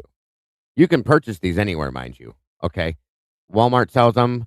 There's a lot of different surplus stores, military surplus stores that I can go buy one of every branch right now downtown at the surplus store we have. So they are available. In Colfax, they sat there until the early morning of December 29th when they arrested Kohberger. And they go on to say, well, but, Kohberger's name wasn't apparent as renting a storage unit from either business. Now, Kohberger's in freaking Pennsylvania. And they're staking out this storage facility in Colfax all night long until Kohberger's arrested, and Kohberger isn't even associated with this storage facility. And then I look at the area where the storage facility is, and it's right here. And then directly across the street is a house right here. And that house was lived in for quite some time by one of my suspects. So the fact that they're staking out this storage facility across the street from the house she used to live in, probably still knows the people that live there, really kind of makes me, raise my eyebrows at this thing. For those that don't know who that is Miss Janelle Braun, who, in my opinion, is definitely very, very possibly one of the perpetrators, one of the suspects. And that's where I've been with her for a while now, as being one of them, possibly. Interestingly enough, look at her hair. That's all I'm saying. And then there's my guy, Mowich. And we've already talked about how Mowich was found in Lewiston, but he had an address in Genesee. And they found this K-bar knife in the bushes in Genesee that was 4 inches in length. I've already gone through this in a previous video the other day. This was Monday, March 20th. Then I think about this, though. The very next day, on March 21st. Well, they're all over finding knives on the 20th and 21st, aren't they? But once again, they're contacted by a landowner near Genesee, Idaho, where they found 2 knives in a roadside ditch. And they called out to speak to the reporting party, and he stated he was cleaning out irrigation ditches when he noticed 2 kitchen-style knives with duct-taped handles in the ditch, like you would make a shiv. He did not touch the knives and notified the ISP, and they told me where the knives were, and I responded to collect them. So this is Payne going out and collecting these things. The location was in a ditch across the street from the driveway to something. They don't want us to know that driveway, but it was on Old Highway 95. He could immediately see the knives laying in the water, took several photos of the knives prior to collection. Upon collection, I observed the knife was a large butcher knife and the other was a small steak knife. The handles of both the knives were wrapped in duct tape. Prior to leaving, I conducted one more visual search of the area and located a makeshift duct tape sheath in the culvert below where the knives were located. The sheath fit both knives at the same time. I collected the sheath as well. Upon further examination, neither knife appeared to match the wounds of the 4 victims. Payne did this with his own eyes, right? The larger knife was too wide to inflict the wounds. Wider than 2 inches, I doubt it, Payne. The victims had, and the smaller steak knife appeared to be too short. Yeah, oh goodness, you were trying to find one knife to fit every wound when there was absolutely at least 3, if not 4 different knives used. But he booked the knives into evidence and attached the photos in the case electronically. So magically, in 2 days, in March 2023, 3 months after Kohberger's arrested, he finds 2 different knives just sprung out across Genesee. One way up in Genesee, where I already showed you, but the other location's pretty interesting, I think, because I believe where he's discussing he found these 2 is right here, Old 95, as it goes across the highway right here, and it turns into Old Spiral Highway. Just a few miles south of Genesee, towards the city of Lewiston, Old 95 becomes the famous Old Spiral Highway. Then it turns into this Old Spiral Highway as it goes down into Lewiston, but right across the street, it's Old 95. So that means he likely found these knives in this ditch right here. Just happens to be, I don't know, a couple of 100 feet from Mowich's residence. So do I find circumstantial evidence or do I find evidence? Y'all tell me. So, like I said in the beginning, they might be right. I might be finding a bunch of circumstantial things that seem to add up to some really strong things, in my opinion. From what I understand, no, they didn't test any of these knives, Laster, which is very strange to me. But maybe they are just coincidences and circumstantial things. But when I look at this investigation, it's kind of strange to me because other than what they investigated into, like DeCore and Showalter and Chestnut and all the people that were close to the victims, you see, I look at that as from my perspective, as They had to do that because any investigation, they have to clear all the people that's close to them first, whether they think they're suspects or not. And I could almost tell by the way they interviewed all these people that they did not believe that they were suspects in any way. That's why they didn't dig in deep on questions. They were going through the motions to eliminate the people closest to them as suspects because, in my opinion, they knew they weren't suspects. But when you start to look at what I believe is the real investigation into this case, the real investigation into Mowich and Kopaka and who they thought was driving that car, which they thought was Kohberger, which I think they got 1,000% incorrect. And I think the person driving the car that sped out of there at 420 like a maniac was somebody that we know drives like a maniac running away from cops. I mean, just is very experienced in it. I mean, we watched her freaking outrun all of the MPD cops there in Moscow on body cam, right? They just gave up trying to catch her in, icy roads. So yeah, I mean, that's kind of my perspective on things. So anyway, please let me know your thoughts on this one. Like and subscribe to the channel, post your comments, thoughts, criticisms. I'll have the Xana autopsy break.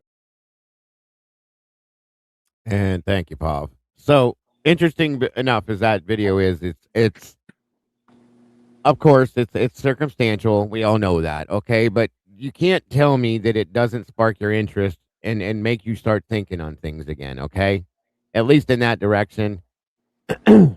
I do believe, again, I said this before, there's multiple people involved in this, okay? Multiple weapons, multiple people. I believe it's possible that one, maybe a couple of them are no longer with us, but I definitely this points in the direction I'm looking. I'll just say it that way. And it's interesting that they find all these knives. And I read this in one of the reports. I think it was the ISP supplemental stuff that was dropped. I read these to you. And they didn't test any of these? Does that sound normal to you, knowing that there is a quadruple homicide investigation going on not far away from this, and you find knives in multiple different places? You're not going to test them? And they're, okay, the knives are shady to begin with. They're duct-taped handles. One of them has a busted handle on it. There's a sheath over here for this and that. Why are there conveniently just knives being found all over the place? It doesn't match. They're just, I don't drive down the road and all of a sudden see knives laying in a ditch. And, oh, okay, no big deal. It doesn't make sense to me, okay? You can't say that it's... I will say that there's coincidences, and then there's ridiculousness, okay? This case has no coincidence to me. I'll just put it there. So, any thoughts from you gentlemen up here? Jesse must have jumped down. That was quick. Yeah, I still, before I even look at the knives that are found all over the yard. No testing, mind you. No testing. Yeah, without testing. I mean, I still have to come to terms with people get close to the case have to be cleared before I start. No, I understand. And I'm not saying that there's still, see, people are missing my points with this. Well, yeah, I know what you're saying, but there's connections with all of these people, is what I was saying. But with the way that with what I've kind of pieced together, this, I'm kind of more with Lana from Truth and Transparency. This was these were multiple events. I'm thinking it was three separate events. You had Ethan first, somewhere between I don't remember exactly what time that I pegged it at, but it was like 8, 9, 10 o'clock, somewhere in that ballpark. And then you have Kaylee and Maddie at that right 2:30 slot, and then I think you have Xana at that 4:30 slot. And I could say that's understandable and believable. Okay, that is believable 100%. But yeah, there's just no avenue for this to happen the way that it did without Ethan being the first one. Well, a lot of people are looking at that way now, that Ethan was possibly the first victim, and that the 227 scream may have been somebody walking in on the situation screaming. Okay. There's a lot of different angles you can see this from at this point. Nothing else has changed on the aspect that many people knew about this, though. At least 2 people that we know for a fact that were in that house. So, absolutely. Jenny Well, says, go ahead, Moto. Go ahead, Moto. The problem I have with Pab's theory, though, is, I mean, these people are so far removed from the roommates that if they were to commit this crime, would they leave, Bethany and Dylan, would Are they, though? That's the thing with that statement. I'm glad you said that, too. The people that we're talking about are so far removed from the roommates. But are they, though? Because I believe that it's very possible that some of these people are likely connected to one of the roommates via people she's close to, is my point. That's kind of where I go with that. That's why I have that connection, and I'm comfortable with that connection to some extreme. Okay, I don't know for a fact. I'm not going to say that, but I do have that thought in my mind, and I'm pretty comfortable with it. I'll just say that. But I know what you're saying. I get what you're saying. But you have to put that. You have to be able to put that connection together in your head for it to make sense to you, I guess. Talking about it's Dylan Shady, Dylan Shady, I guess family members. But if it would be, yeah. I get it. There's not enough there to lock it in. I'm with you on that. Exactly. I like the direction Pav and Lana went with this thing because there could be some truth there, but I still find it hard to believe that, she would have, this would go that far. If you get what I'm talking about. In what aspect? I do, but so for me to have a family member that's involved in that kind of life, for him to have something to know about the people that I'm living with, to send people over to deal with these people for whatever reason, maybe he has something beyond my knowledge of, and think that they would just, leave me alone and this other person because apparently they're important. Because if you think about it, if they were, just related to Dylan, why would they leave Bethany alone? Well, and that's an awesome question. That is a great question. What if the only option I can think of? There's 2. One option is that maybe Bethany wasn't there at that point, okay, which has been talked about, that she could have been away from there for a period of time. And the other option would be, if somebody said, no, leave her alone, she's with me type thing, possibly. It's just these are thoughts, guys. These are all absolute speculative The whole problem with Bethany right now is the simple fact that, first of all, she keeps getting placed in the house. She goes upstairs with Dylan and Maddie and Kaylee. They're all in Kaylee's room at one point. Yes, sir. Dylan puts Bethany in that room with them. Right. Bethany went to bed downstairs apparently Lakeland didn't stay over, right? Mm-hmm. So we're back to this. You can't now we're back at the point where Bethany is in the house for sure. Mm-hmm. But for when and where, for when and how long, who knows, right? That's the issue, right? That's where I have a struggle with it too, because I believe that both Dylan and Bethany were in the house too. I always have. I've argued that point, but people have argued with me. Is it not possible to you, Dago, that Bethany could have? No, I've been on that side of the fence myself. Walked over to the Whites or did something for a while, or did this or did that. Yeah, it's possible. I don't discount everything, but and I'm with you. Like I said, there's nothing strong enough to lock this down in my mind completely yet, but it is definitely an interesting point in the process, which is why we're going to be talking a little bit about Bethany as well today, because one thing, Dago, one thing interesting about it is I don't know how far back in Pab's theory or when he was talking about this, but at some point he was talking about the fact that some of these people in this particular group, in Molly McMichael's friend group, apparently live right beside, or right around the corner, or right beside where Ethan's apartment is. Right? So, yeah. I had to rethink what you said, but yes. So, you that action, then it starts to make a little bit more sense. Okay, for whatever reason, maybe they had a beef with Ethan and Xana and Kaylee and Maddie, or maybe Kaylee and Maddie are just mouthy and they get up in everybody's face. And while these people were doing whatever with Xana and Ethan, Maddie and Kaylee stepped in, and that's why they're Sure. with us. No, I know what you're saying. Absolutely, I get it. It's very plausible, sir. Very plausible, dude. Seriously, absolutely. I'm just trying to look at every aspect I can. You know what I'm saying? All the angles, all the aspects. I've been on that point where you're at right now too. Very, very plausible. Yeah. I'm just trying to stretch it out and figure out every possibility here.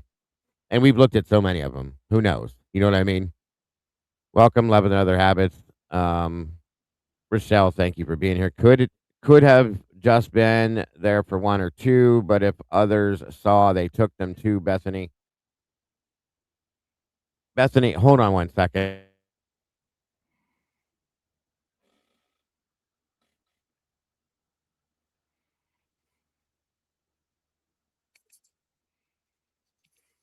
Yeah, you never know, Rochelle.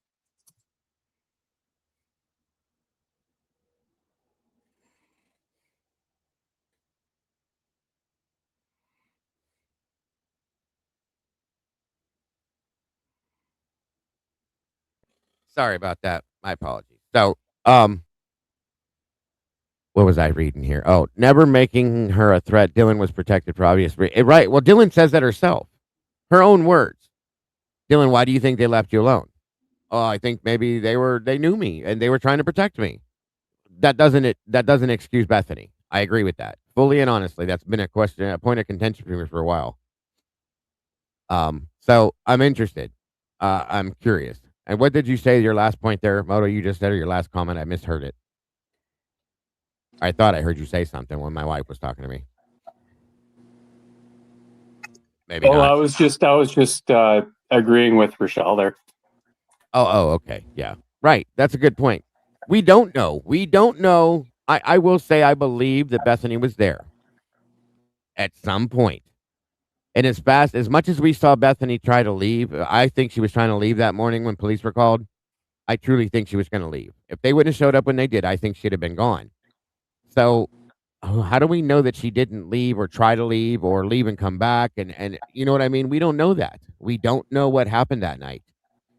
We don't know that she didn't go back to the Whites or she got scared over something, had Jenna come get her or went somewhere else. We don't know that. We don't know how long she was gone from the house, if she was gone at all.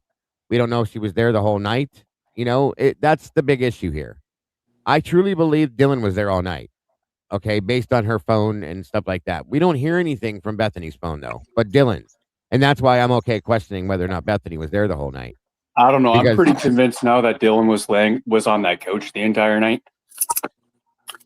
Upstairs in the living room area? Yeah. I mean, could be.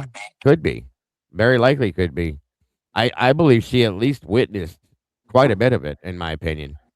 I think she knew what was going on because you couldn't not. And I think she locked, at one point she went in her room and tried to lock somebody out of it. I believe that too. So.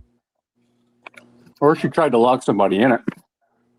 Or it could be that way too. That's another thing, to keep them still or at least confined. That's a good point too. Never thought of that.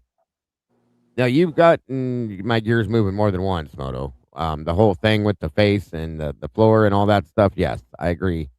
It's still stuck in my head, and or the steps or something. There's a lot of force used here. So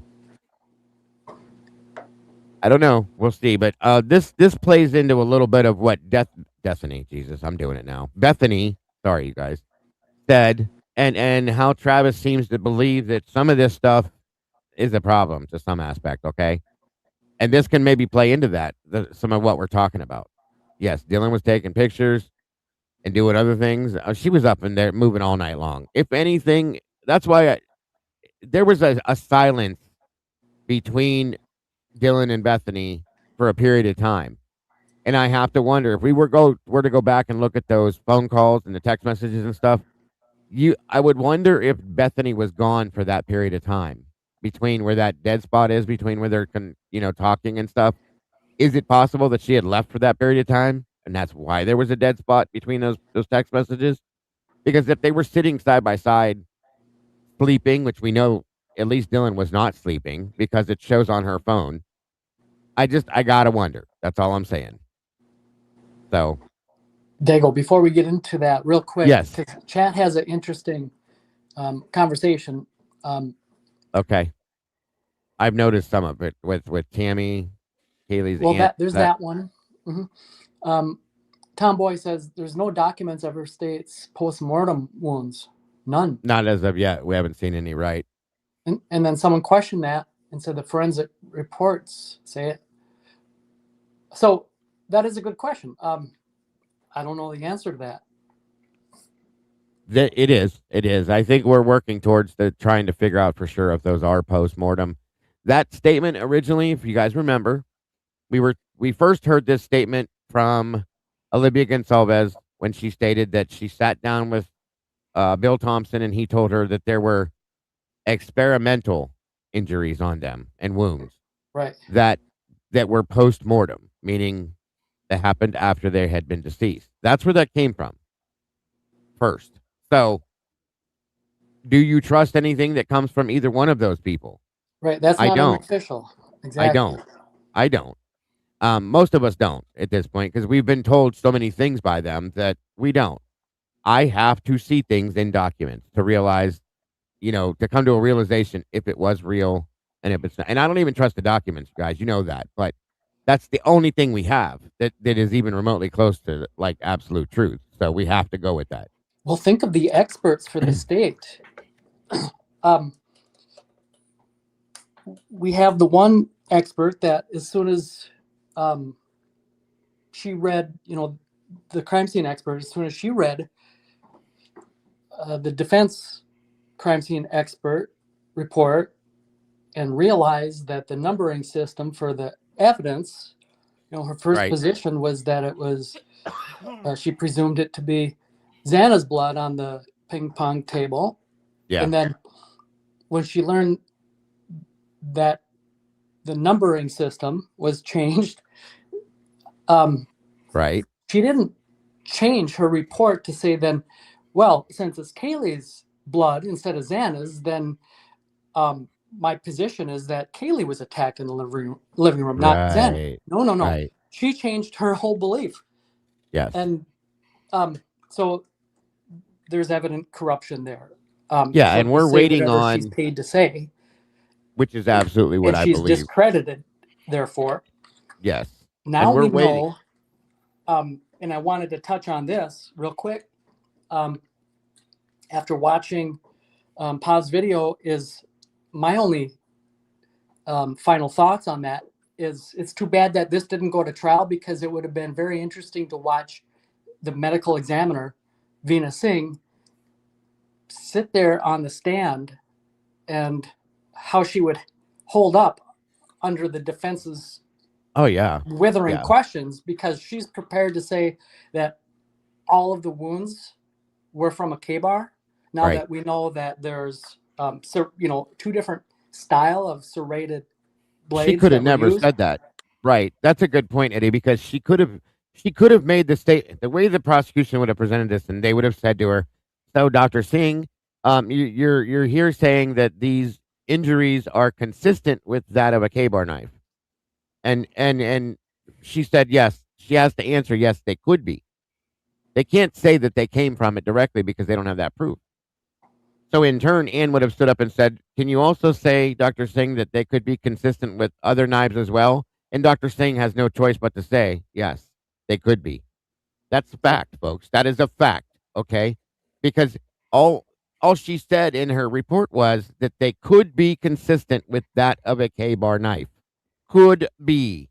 Two huge words in a very small sentence. Could be, not are. It makes you wonder, did they even really want to find a knife? Right. I agree.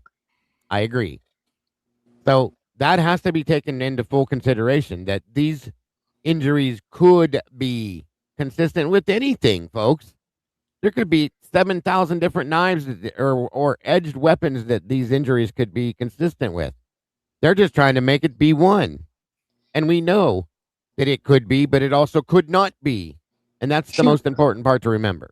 She would have looked ridiculous. And I bet she's breathing a deep sigh of relief that it didn't go to trial and that he took a plea, because her credibility, her reputation. I mean, I can't resist taking this opportunity. It doesn't make sense that she'd be willing to ruin and destroy her whole, and that's how she would that's how she would have to. Okay, Dylan, we'll be here for a little bit longer, but if you want to come back, well, we'll be here for a little while longer. Well, but to my point is that to answer Tomboy's question is how, with all of the corruption and knowing that everyone is on board, even the so-called experts, you cannot trust anything. Right. In this case. Unfortunately, that's what it's turned to be. Yes. By the way, now that Dylan dropped, I can't hear anyone, so I have to drop out myself. Yeah, go out and I'll pull you back up. No problem. Did you have something to add to that, Moto? I always got something to add, Dago. No, okay. Well, essentially, it goes back to what kind of Hitler said under his breath is, if this goes to trial, this is going to cost a lot of people their jobs. It might not be worth it.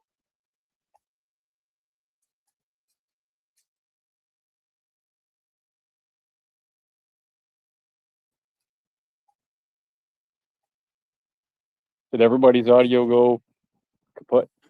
Did you cut out at the end? Can you? I thought you dropped too for a minute. No, go ahead and say that again.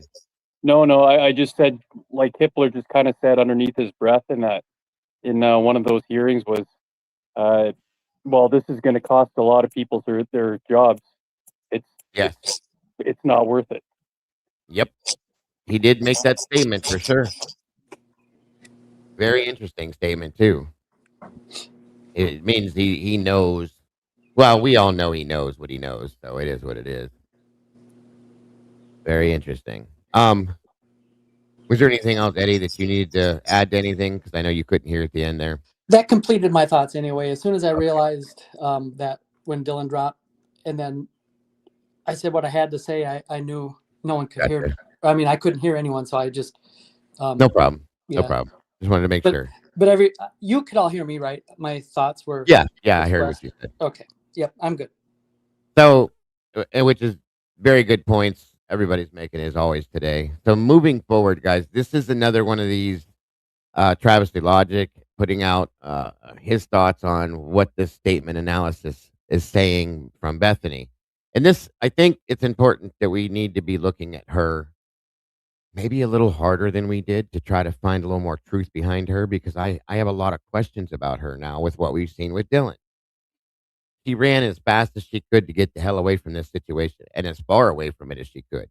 At some point, guys, we found, my crew and I were in the Discord doing our own thing, finding different names for her that at some point it looks as though she ended up in this state where I'm at in Ohio under a different name for a little while too. I don't know why, if she was hiding, if she was just doing things to stay out of the radar. She's in Nevada. She's in Ohio. She's in Idaho. What is? She's all over the place, but she's nowhere near this situation after it went down, and she stayed as far away for every reason. She didn't go to anything she should have, in my opinion. They tried to get her to come back for testimonies for this, for that. They had to go to Nevada to do that. Just weird things that don't make any sense if you don't have any reason to hide, unless you fear for your life. In my opinion, that's what it was. I think she was scared to come back here. I think she was afraid of what could have happened. So, we Lucy, did you just place Tiffany in Ohio?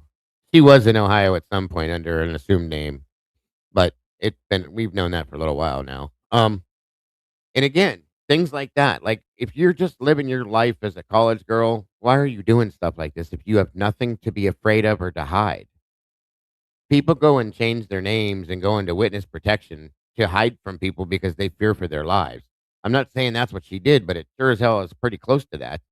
Changing your name and living under an assumed name for a period. Um, Lucy quit. But you don't do that if you have no reason to do that. Okay, you don't just do it for nothing. And I feel like there's a fear, that she's afraid that if she says the wrong thing, somebody's going to come after her. She's the one we don't hear shit from. She's the one we don't see nothing from. She just disappeared, And I mean, she's living her life. Everybody knows where she's at now. She just now showed up on social media again recently, but it's not enough to know what's going on. She's being very quiet. I think that could be because that's what she was told to do, in my opinion. So I don't know, but if that's the thing. If she is coming back to Idaho, she's doing it under the eye of the world, like not being seen. She's doing it to be, quietly and kind of sneaky, like not out there blowing it up and hey, I'm here, let's party type thing. None of that kind of stuff. Not making a big deal about it. So why is that? If there's nothing that she fears, I think she definitely fears something. That's what I mean. It's an opinion I have, and I think others do too. But I don't blame her. It's not like she stayed away from Moscow totally. She's been back several times. I understand, and I know she's been back. The point I'm making is like she doesn't come back and make it a big deal that she's back. As some other people probably would. But then why post on social media? Because she probably only has so many people on social media that she's worried about seeing her. But if you don't want people to know you're there, period, why post on social media, period?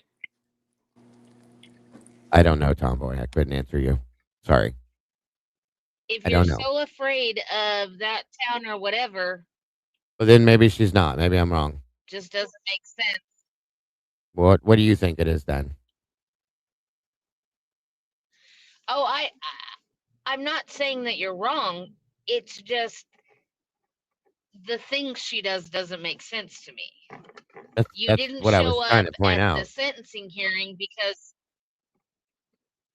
you didn't show up at the sentencing hearing because you're so terrified.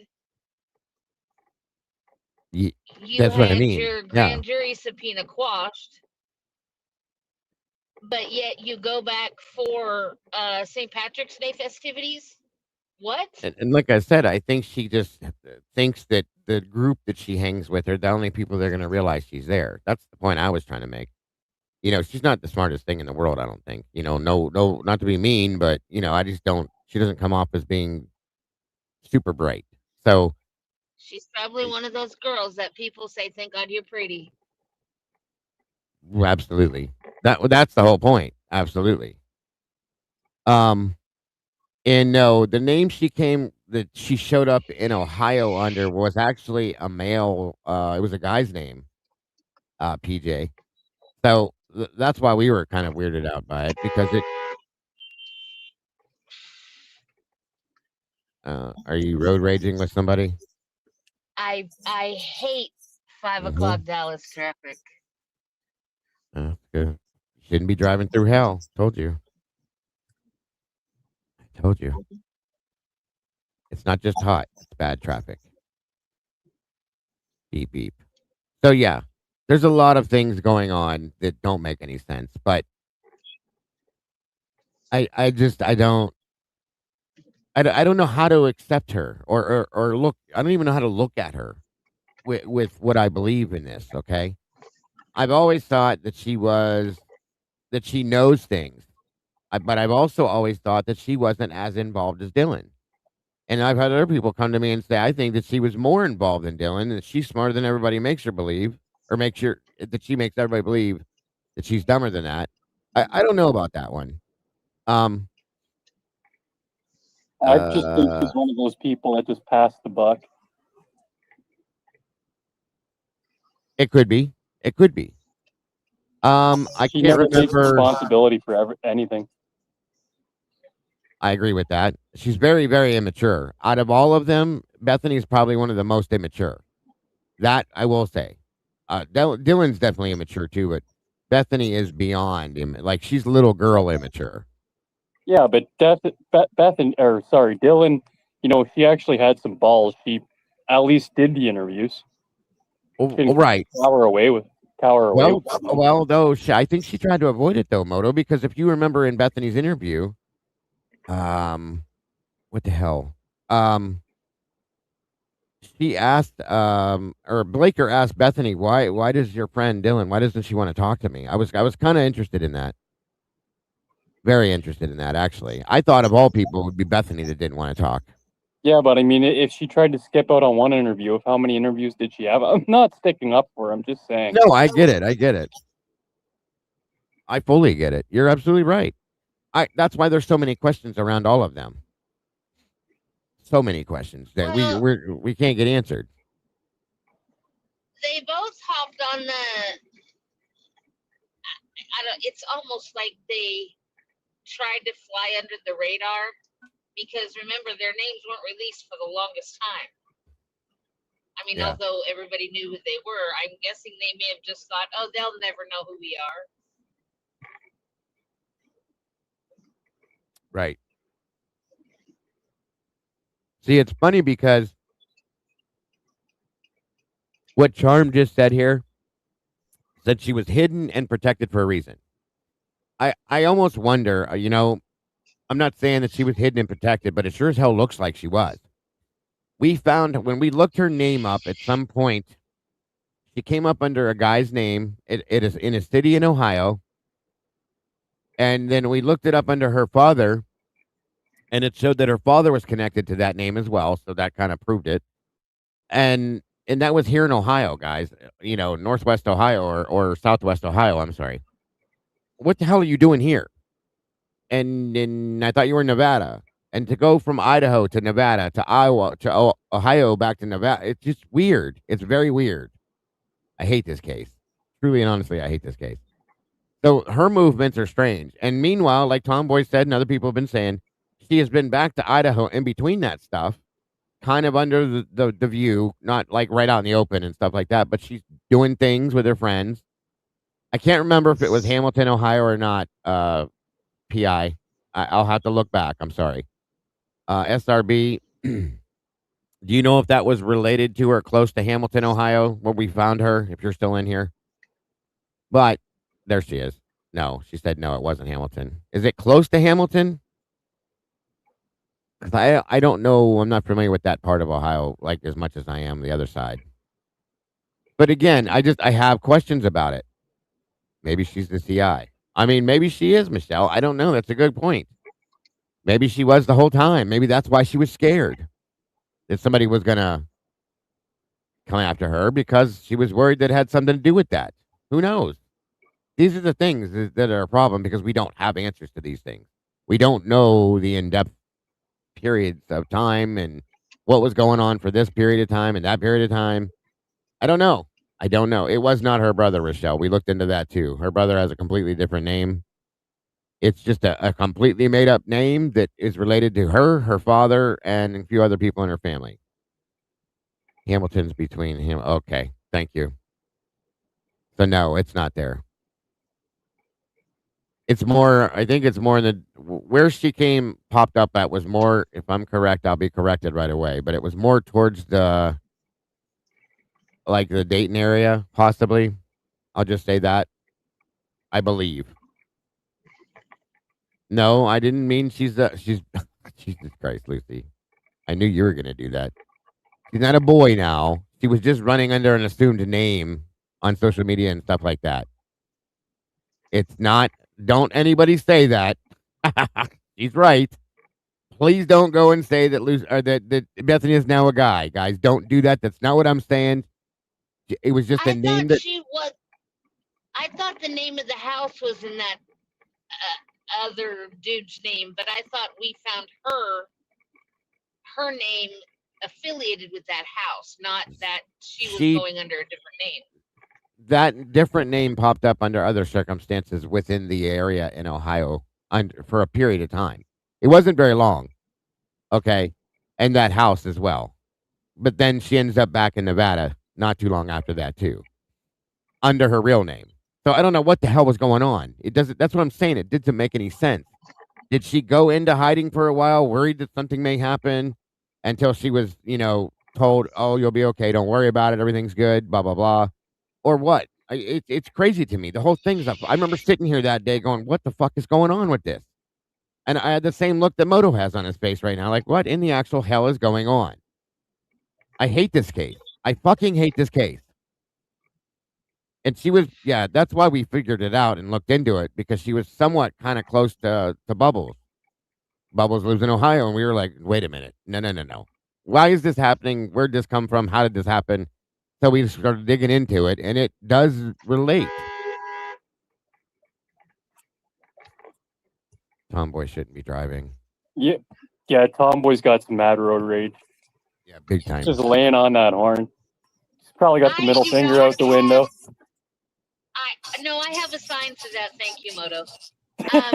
I do not have a sign on the front of my car that says, go ahead, pull out in front of me. I got to give you guys credit. You guys got a lot of balls. Like, if I was in the States, I'd be so scared to do anything. Yes, just Moto, knowing that everybody has a gun. I have we all do too, though, buddy. I have a sign that is the skeleton middle finger. And it's on a stick. And when you piss me off, I just hang it out my window. That's awesome. She's quite fun. Welcome back, 1-1. Good to see you, bud. Hello. Yeah, and that was what you said. With what you said, Moto, we all have them too. So yeah, no, I get it. Many of them. I make that widely known because they're very close to me wherever I go throughout this house, just because of that. And Moto, I only have road rage on days that end in Y. Oh, it's only on certain days of the week, like Mondays, Tuesday, Wednesday, Thursdays, Fridays. Saturdays, Sundays too. Saturday and Sunday. Yeah, she only has it 7 days a week, 365 days a year. Only. That's it. Lana Pack, welcome. Good to see you. What's going on with you today, 1-1? Great to have you back, buddy. Good. Without mentioning names, I'm sure you probably already. Can you hear me? Yeah. Can you guys hear?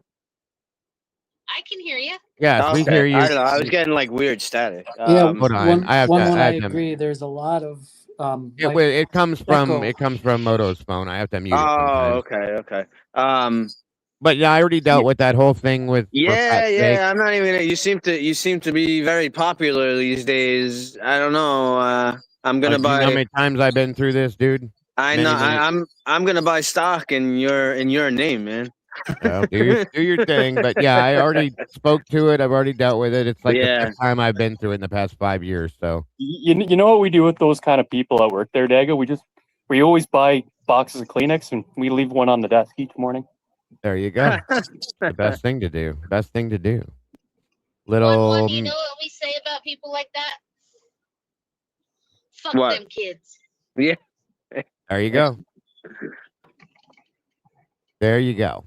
Yeah, I don't even let her bother me. I spoke on it, re-explained it for the 5th time, put it out there. Nobody cares, as I expected. And she's a miserable, pathetic, just lonely person, in my opinion. Yeah, no, I know. And I get it. It just, I see stupid nonsense like that. And I have to just say it pisses me off because you're such a, you try to help so many people and you and your team, and I understand. I know there's stupid trolls out there no matter what you're doing. It just annoys me. Oh yeah, I appreciate it. And believe me, a lot of my team, they've already gone and made themselves known. I'll just put it that way. Which I appreciate. You don't have to, but I appreciate it. It pisses a lot of people off, but she's just another one of those people. She's pathetic. She has no no reason, to be anything other than what she is because she's unhappy with herself. That people that do Yeah. that, this, that people Yeah. that attack other people and try to tear them down are very unhappy with themselves. So it is what it is. Yeah. So sorry, she just Yeah, absolutely. Yeah.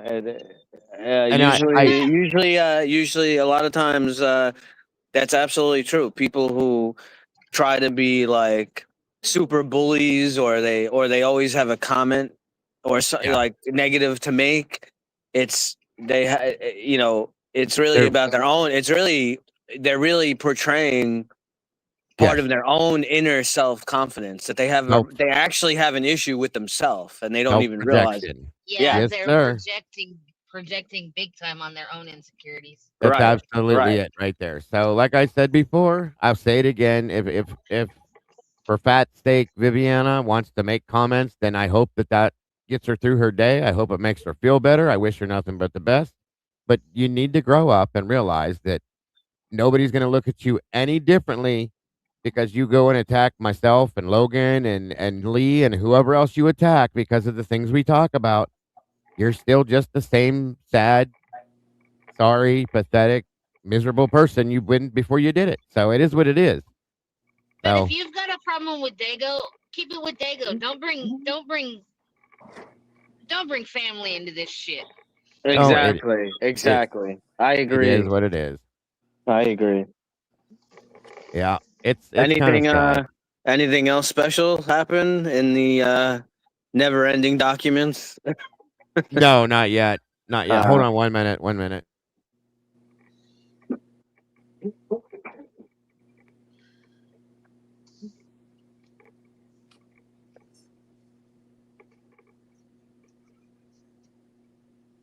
Sorry, my wife is calling me again.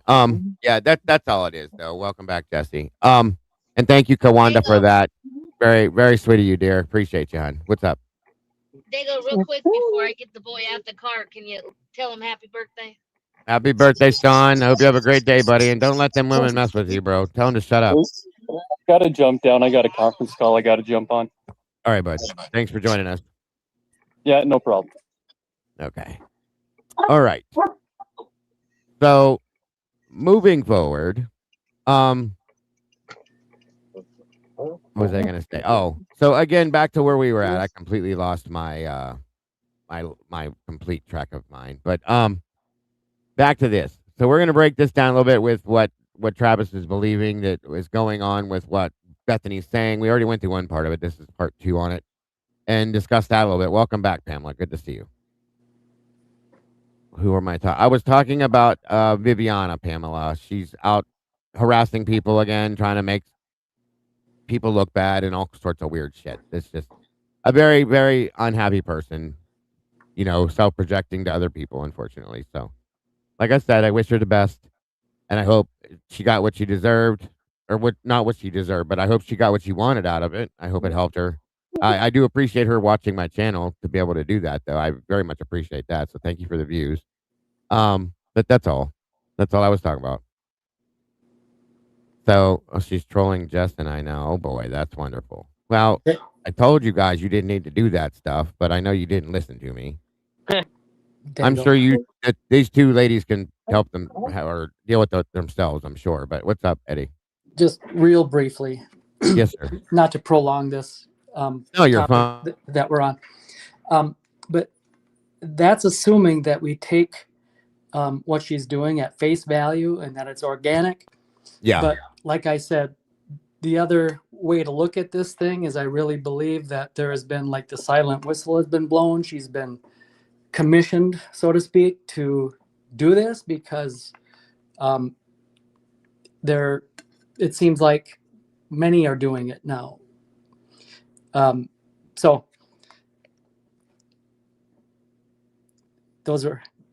that's just what I wanted to share. I don't think it's just like her of her own accord, doing it.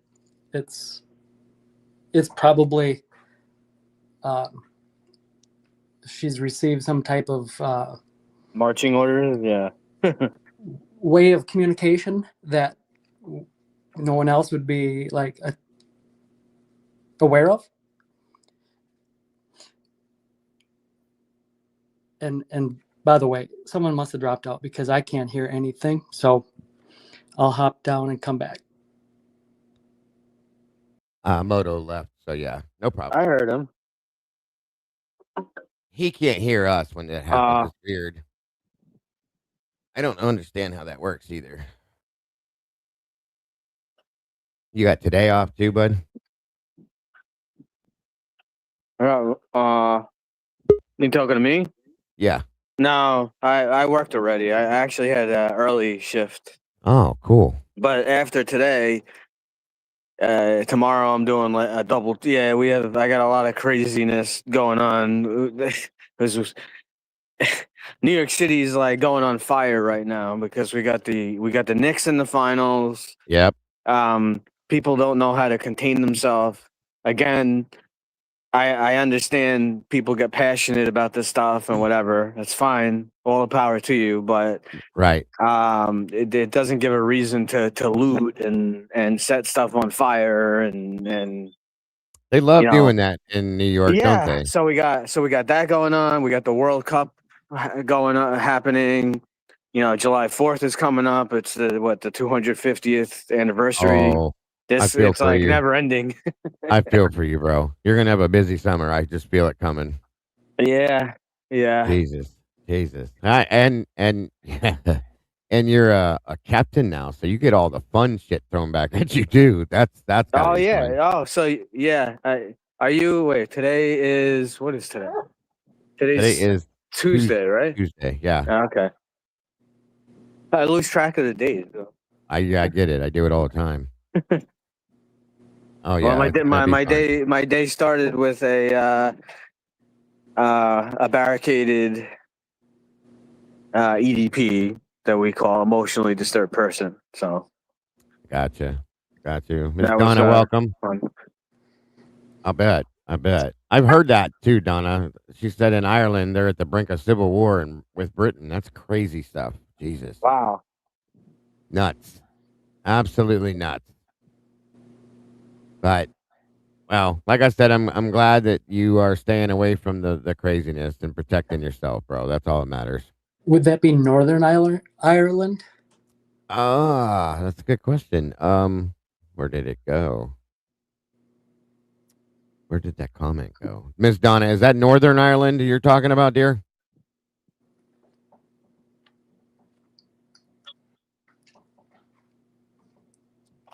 Oh, yeah. A lot of people are saying that too. One that a lot of people really appreciated your tribute to Kaylee for her birthday yesterday and your speech that you gave last night. So I told you. Oh, really thank you. I mean, I try to answer the comments. I'm not always the greatest at because I try to listen to you guys when you talk and then sometimes like reading the comments and then doing like a million things at one time. But a lot of people say, but and I thank everyone for that. But it's not, absolutely, and it's great. But I enjoy making tributes and stuff like that. But it's not about me. Right. Well, you did a great job last night with that. Thank you. I told you I appreciated it. Nah, Eddie, she said it's Belfast. If that helps you. Okay. Good stuff. All right, guys, let's jump into some of this and quick, just out of curiosity. I'm really curious what he thinks at this point too. So I heard that. Yeah, I heard that Harsh said he was talking about moving to the United States now, which I'm like, whoa, okay. I thought he loved it over there, but he's talking about moving here. I'm like, oh, buddy, I don't know if you want to come here. What's he running from? Because I don't know. He was something in the it's here too now. So yeah, I was gonna say we have it just as bad here. Although I've heard a lot of people from the UK talk about there's a lot of crime, like there's a lot of knifings and weird shit that goes on over in the UK that just happens so often and so ridiculously. I'm like, oh well, maybe, but it's just as bad here. I mean, you're welcome to come here. We'd love to have you here, Harsh, but it's no better. If he comes to New York City, get ready. Yeah, he's got family here. I heard that too. Hey, I'm sure he knows it's no better here. If not, but we would definitely love to have him here. So, all right, guys, let's get this moving. Is she not concerned? The subject is walking here. Is she not concerned? Or is she concerned? If she's not concerned, how could you be not concerned if 4 people were murdered in that same house you were in? And how could you be not concerned if you're hearing things and your roommate is saying they saw someone? If you're concerned, why didn't you call 911? This is a tightrope.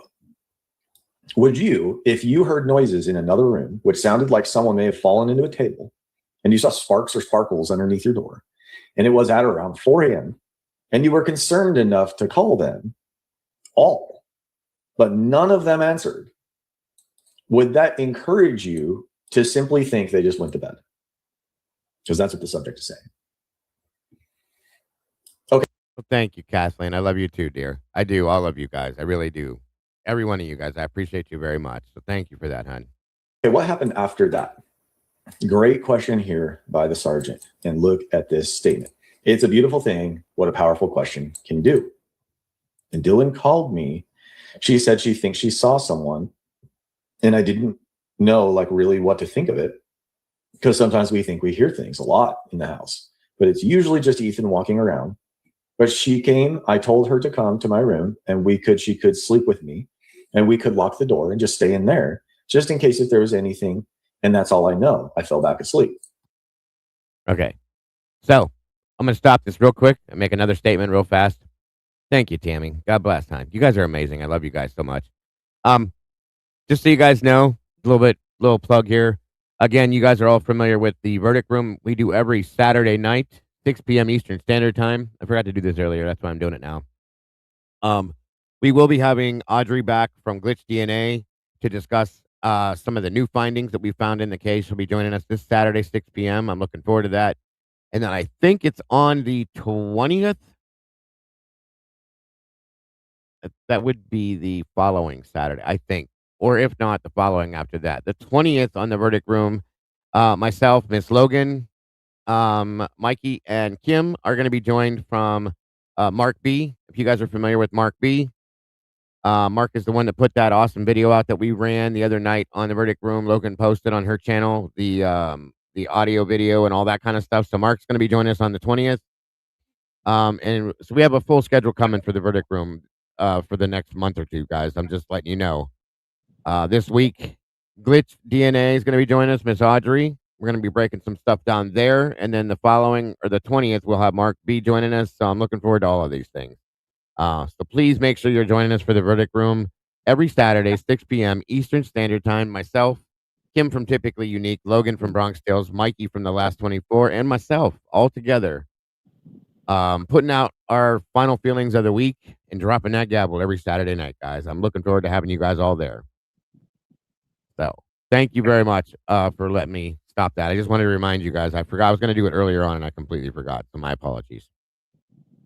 Make sure you tune in, please. And thank Mikey, The Last 24, if you will, for all the hard work he puts in to get our guests to join us. It means a lot. I'm working on that one, Right Turn Clyde. Lucky's he said he's staying away from panels, or when I did reach out to him, but he said for the future, he definitely would want to join us, but he has to work through some other things first, and then he will. So, but thank you for the recommendation. I appreciate that. There's a lot there. Okay. And Dylan called me. This is potentially very problematic for what we were talking about earlier. The subject had just communicated that no one was answering. Prior to this, and because the sergeant asked, what happened after that, we get all this information. What happens if the sergeant didn't ask this? Because all we knew is no one was answering, right? And then the sergeant asked, what happened after that? And now we're being told, oh, I got a call from my roommate. That's not good. Not a good sign. Who was no one? Okay. It appears that no one were the victims. Just to kind of go back here, no one was answering. Okay. Who's no one? The victims. That's what it appears. She said she thinks she saw someone. This is caveated with she thinks. And she saw someone, which is passive, not specific.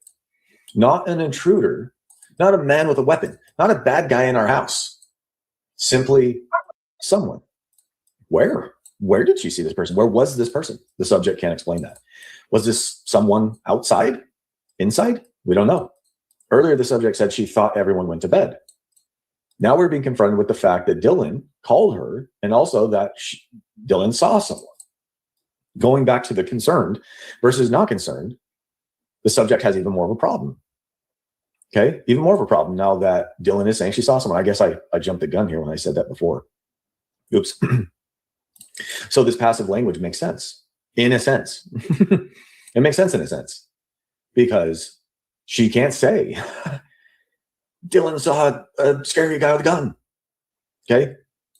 Because now the question is, okay, you had all these indications that something bad was going on and you did nothing. So in a sense, it makes sense that she's using passive language here. She's being very deceptive, and she knows exactly what she's doing. She's being very particular. She is walking that tightrope. There's a need to explain that this is non-threatening as possible, right? There's a need to explain this as non-threatening as possible.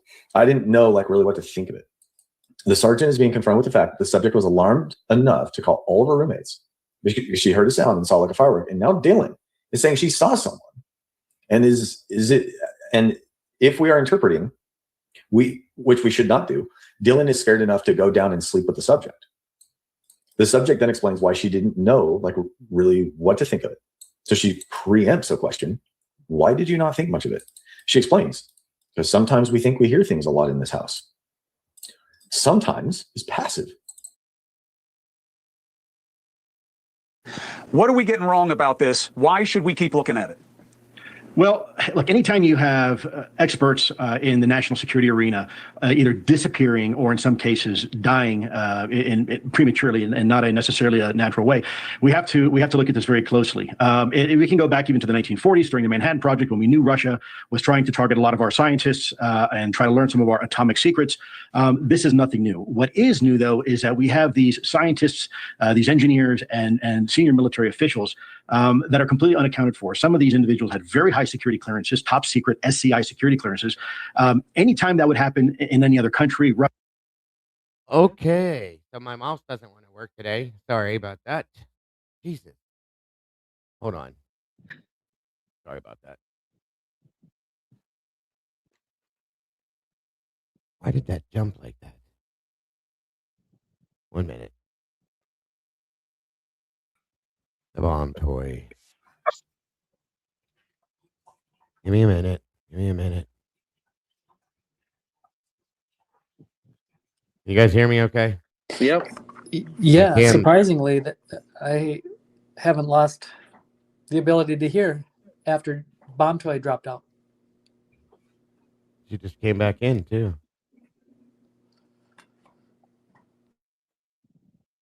Yeah, I couldn't get my mouse to work. All right. I don't know why that did that. Okay, hold on. Here we go. Sorry.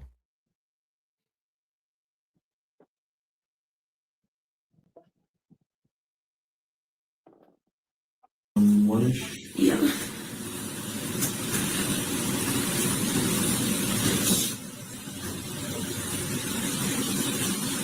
Okay. What did you see when you got home? Me. We're sitting on the couch watching Vampire Diaries, and no one else was home yet. Mm-hmm. Okay.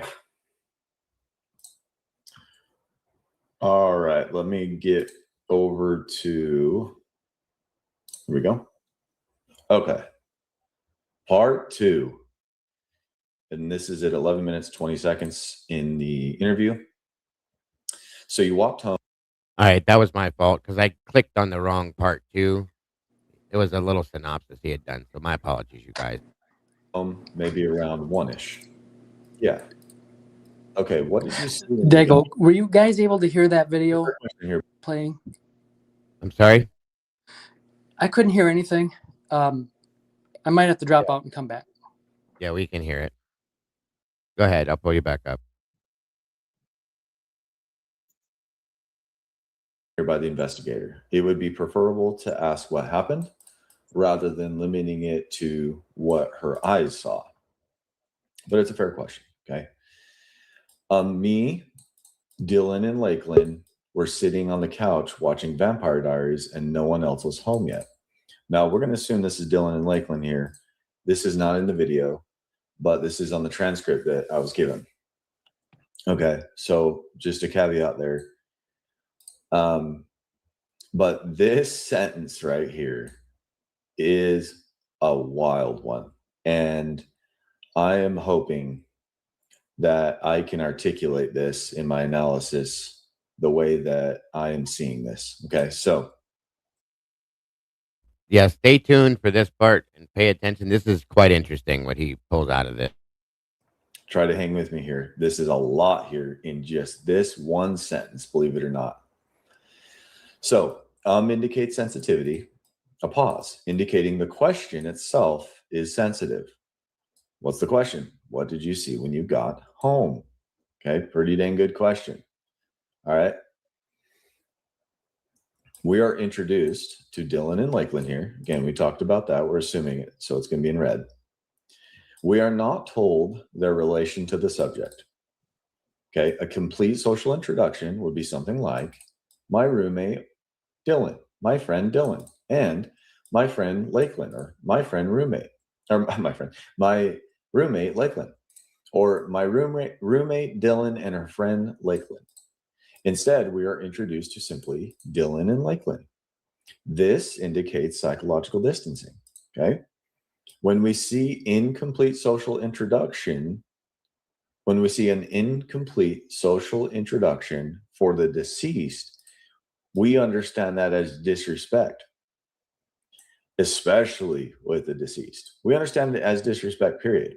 But when it's an incomplete social introduction for the deceased, it is a very bad sign, and it is almost always leakage of guilt or guilty knowledge. Why? Well, those who are deceptive with guilty knowledge will often find ways to subtly insult their victims. Incomplete social introductions are one of these ways.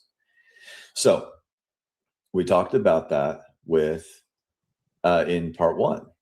We saw incomplete social introductions for some of the victims.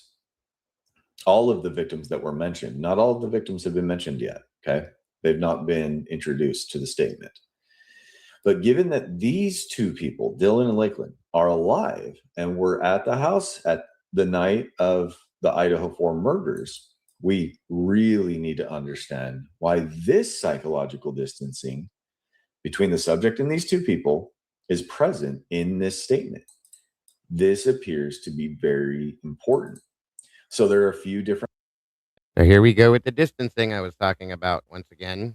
Quite interesting. Logical possibilities. Let's speculate. Number one, there is disunity or disagreement, frustration, tension here between the three, and the incomplete social introduction is leaking to us the disunity.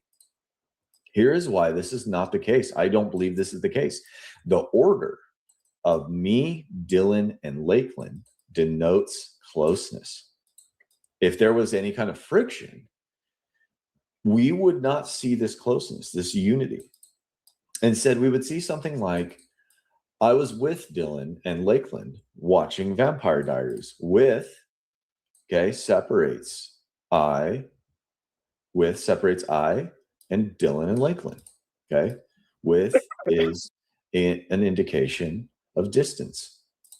Or even worse, I was watching Vampire Diaries with Dylan and Lakeland, okay? We don't see that. We see me, Dylan, and Lakeland, okay? So. And I find that very interesting because to me, that's exactly what that says, is that she doesn't want to be associated with them in her own mind. You know what I mean? Subconscious. So it's quite interesting. Don't think it's number one. Number two, given that there is unity of the three, and yet we also see psychological distancing with incomplete social introductions for Dylan and Lakeland, it is very likely that this unity is what is being leaked. This unity, therefore, is something the subject does not wish to be clear about. At this moment in time, she wants to distance herself from this unity at the time of this statement. This is indicative of deception, of concealment. This unity is being concealed. This unity is signaling that this unity was nefarious. There is even more supporting evidence of this as we move along. Okay. Now, let's talk about this for a minute, because this is what I wanted to point out and talk about as we go through this. So you heard him say that this can point to deception and concealment. Okay. We all know what those things both mean. When you're concealing something, you're hiding it. And when you're deceiving somebody, you're lying, basically, in a sense. Okay. Why would, okay, so let's say that, well, same to you. Let's say that, what did your dog answered? 1-1, I take it? Yeah.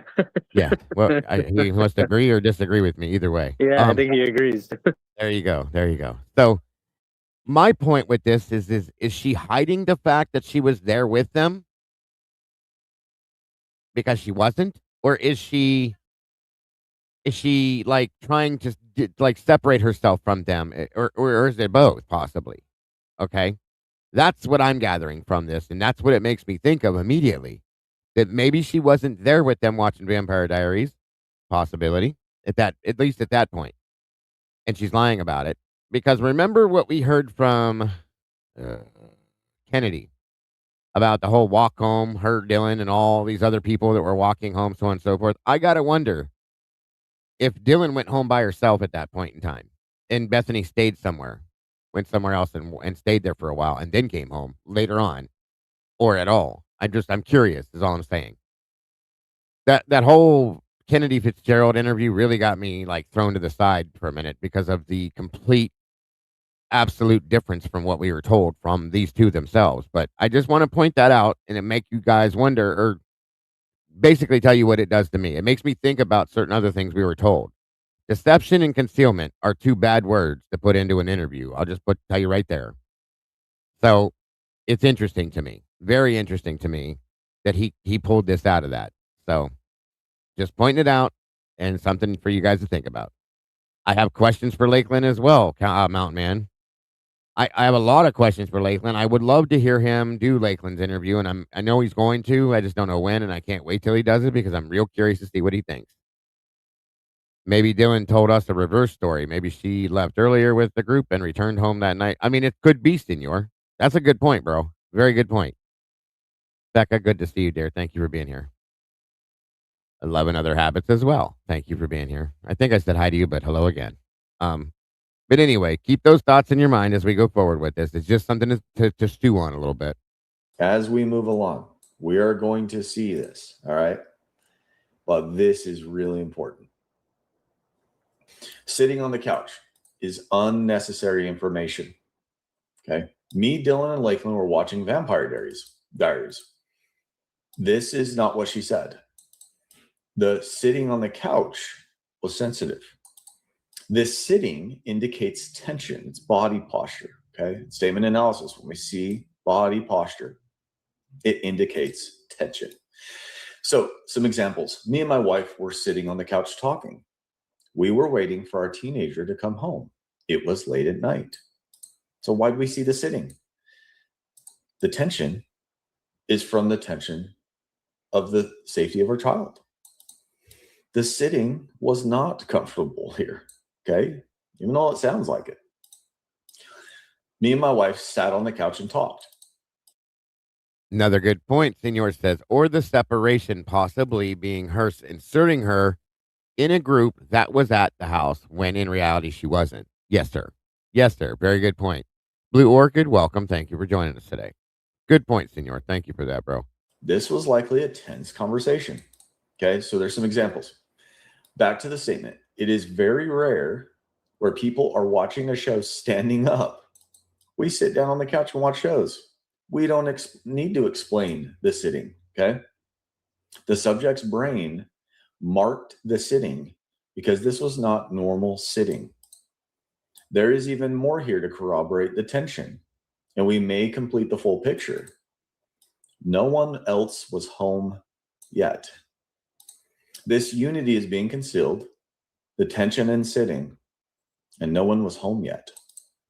This is signaling that there was internal tension connected with the fact that no one was home yet. This is a cryptic signal of anticipation. This is a very bad sign, and we're on high alert and listening very closely. Me, Dylan, and Lakeland were watching a show is a simple statement and likely to be true. Sitting on the couch, and no one else was home yet. Okay, looking at this statement here. Sitting on the couch and no one else was home yet is unnecessary information. Anytime we see unnecessary information, we need to pay attention to it, as it is doubly important. Vampire Diaries is also unnecessary information. To contrast, the subject has concealed the nature of the subject's relation to Dylan and Lakeland, but is informing the sergeant of the exact title they were watching. Me, Dylan, and Lakeland were watching TV. This is not what she said.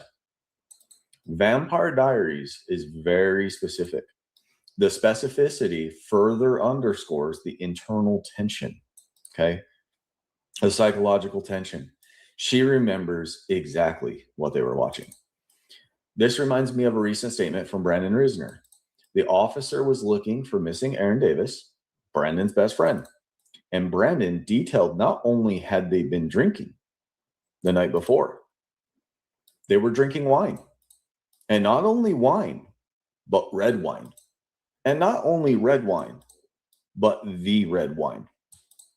Meanwhile, Aaron is missing. So it's a good example. It's an analogy here. We are getting certain specifics. Why? We have 4 victims that are deceased, and we are being told about Vampire Diaries. Unnecessary information. No one else was home yet. Okay, this is really important.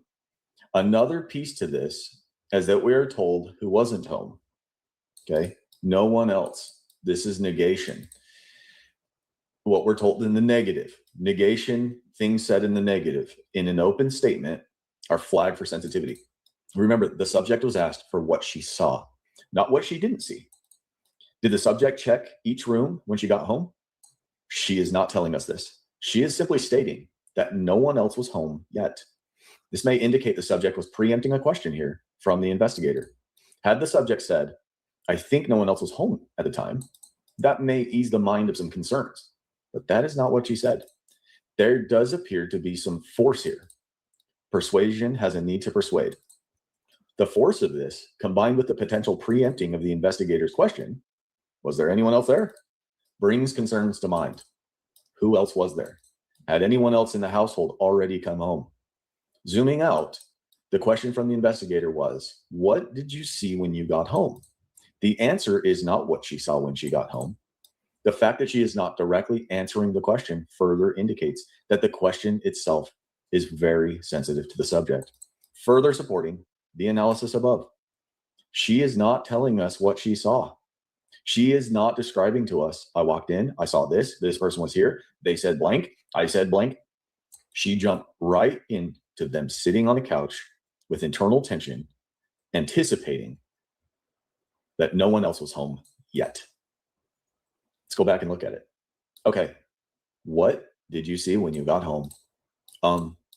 Me, Dylan, and Lakeland were sitting on the couch watching Vampire Diaries, and no one else was home yet. I hope you're picking up what I'm putting down here. Okay. I'll be honest, I analyzed this and I did not have all of this. I kept moving on, but there was something about it that was bugging me. And I followed the principles of statement analysis and I started realizing what it was. So let's continue on. Sergeant, and is Dylan another roommate? Mm-hmm. We're assuming this is Dylan here. It is clear that the sergeant has missed a lot of sensitivity indications here. We have an informal yes response here again. Given the incomplete social introductions, the sergeant is understandably confused about who Dylan and Lakeland is in reference to the subject. This further underscores the sensitivity and the analysis noted above.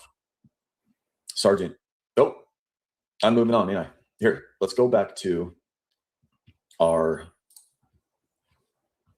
video and let's listen in. I'm getting ahead of myself. I'm so excited. All right, here we go.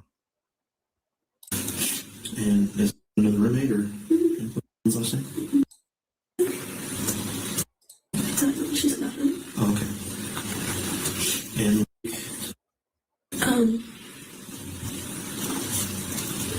I actually don't remember her last name. That's fine. And does live with you guys too, or just with Just a friend. Okay. And then she left. Do you know what time she left at? All right, we're going to stop there. We're going to go back to our analysis. Okay, so I went over this already. And Dylan, let me make sure StreamYard's not doing me dirty. Okay. And Dylan, what's her last name? Mortensen. Mortensen? Redacted. We don't know. She's in that room. That room indicates distancing language. There's a this, there's a that. This is close. That is far away. But with the redactions, it makes things tough here. This redaction is particularly frustrating. I really want to know what was said right here. She's in that room. It just seems out of nowhere. I hope one day we can know what that is. It just really ruins the analysis. I'm not sure what she's talking about. Okay. And Lakeland, I actually don't remember her last name right now. Is a pause indicating sensitivity. Actually is an unnecessary word here and indicates sensitivity. I don't know her last name. This is likely true. It's simple, straightforward. It's not what she's saying. Actually is like just in the sense that it's a comparison word. There was something else in mind. Actually, on second thought, we use actually like this all the time. There are two thoughts competing. One dominates. Actually has a persuasiveness to it, along with I don't remember and right now. There are multiple sensitivity indications here. I don't remember is not the same thing as I don't know. I don't know is a complete lack of knowledge of a thing. I don't remember means that at one time I did know, or at one time I did see, or at one point I did hear.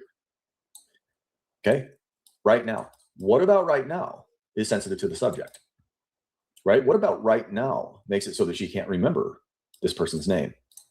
Okay, is it the presence of the sergeant that makes right now difficult to remember her last name? Is it the fact that there are 4 victims in her house? What about right now makes it so she can't remember? Okay, we're curious. She said right now, not us. Remember a few moments ago, the exact title of the show they were watching. She remembered that. And that was important enough for her to share with the sergeant all on her own. But she cannot remember right now what Lakeland's last name is. You need to make Lakeland red. Earlier, we saw closeness and unity with Dylan and Lakeland. Me, Dylan, and Lakeland were watching, right? That's what she said. And here's another potential psychological distancing with Lakeland, a hesitancy to offer a complete social introduction to Lakeland. And this underscores the analysis above. All right, Sergeant, that's fine. And is Lakeland living with you guys too, or just visiting? Just a friend? Given the lack of proper social introduction, the sergeant is confused, understandably. He doesn't understand who Lakeland is in relation to the subject. So he asks. He has likely missed the reasons why he must ask this question. He then asks an option question, giving the subject words, unfortunately. Living with you guys or just visiting? Contaminated that. Just here is parroted. Okay, so she parroted just in green. Excuse me. Just indicates refuting or minimizing or comparing 2 different ideas. So parroting or minimizing living with or visiting. She chooses not to say either and says a friend. Not my friend, not Dylan's friend, not our friend, simply a friend. This further denotes distancing between the subject and Lakeland specifically. But it also potentially indicates distance between Dylan and Lakeland. Okay? Because she didn't say Dylan's friend. This signals the unity with all 3 that was sensed above. Okay? It's curious that she didn't take the opportunity to say just visiting. You know, she could have parroted that. It was free. It was a freebie. Saying visiting may have been too sensitive for her to say. Is that because Lakeland wasn't just visiting and that's why she didn't want to say it? This is a bad sign. Logically, the question wasn't directly clarified.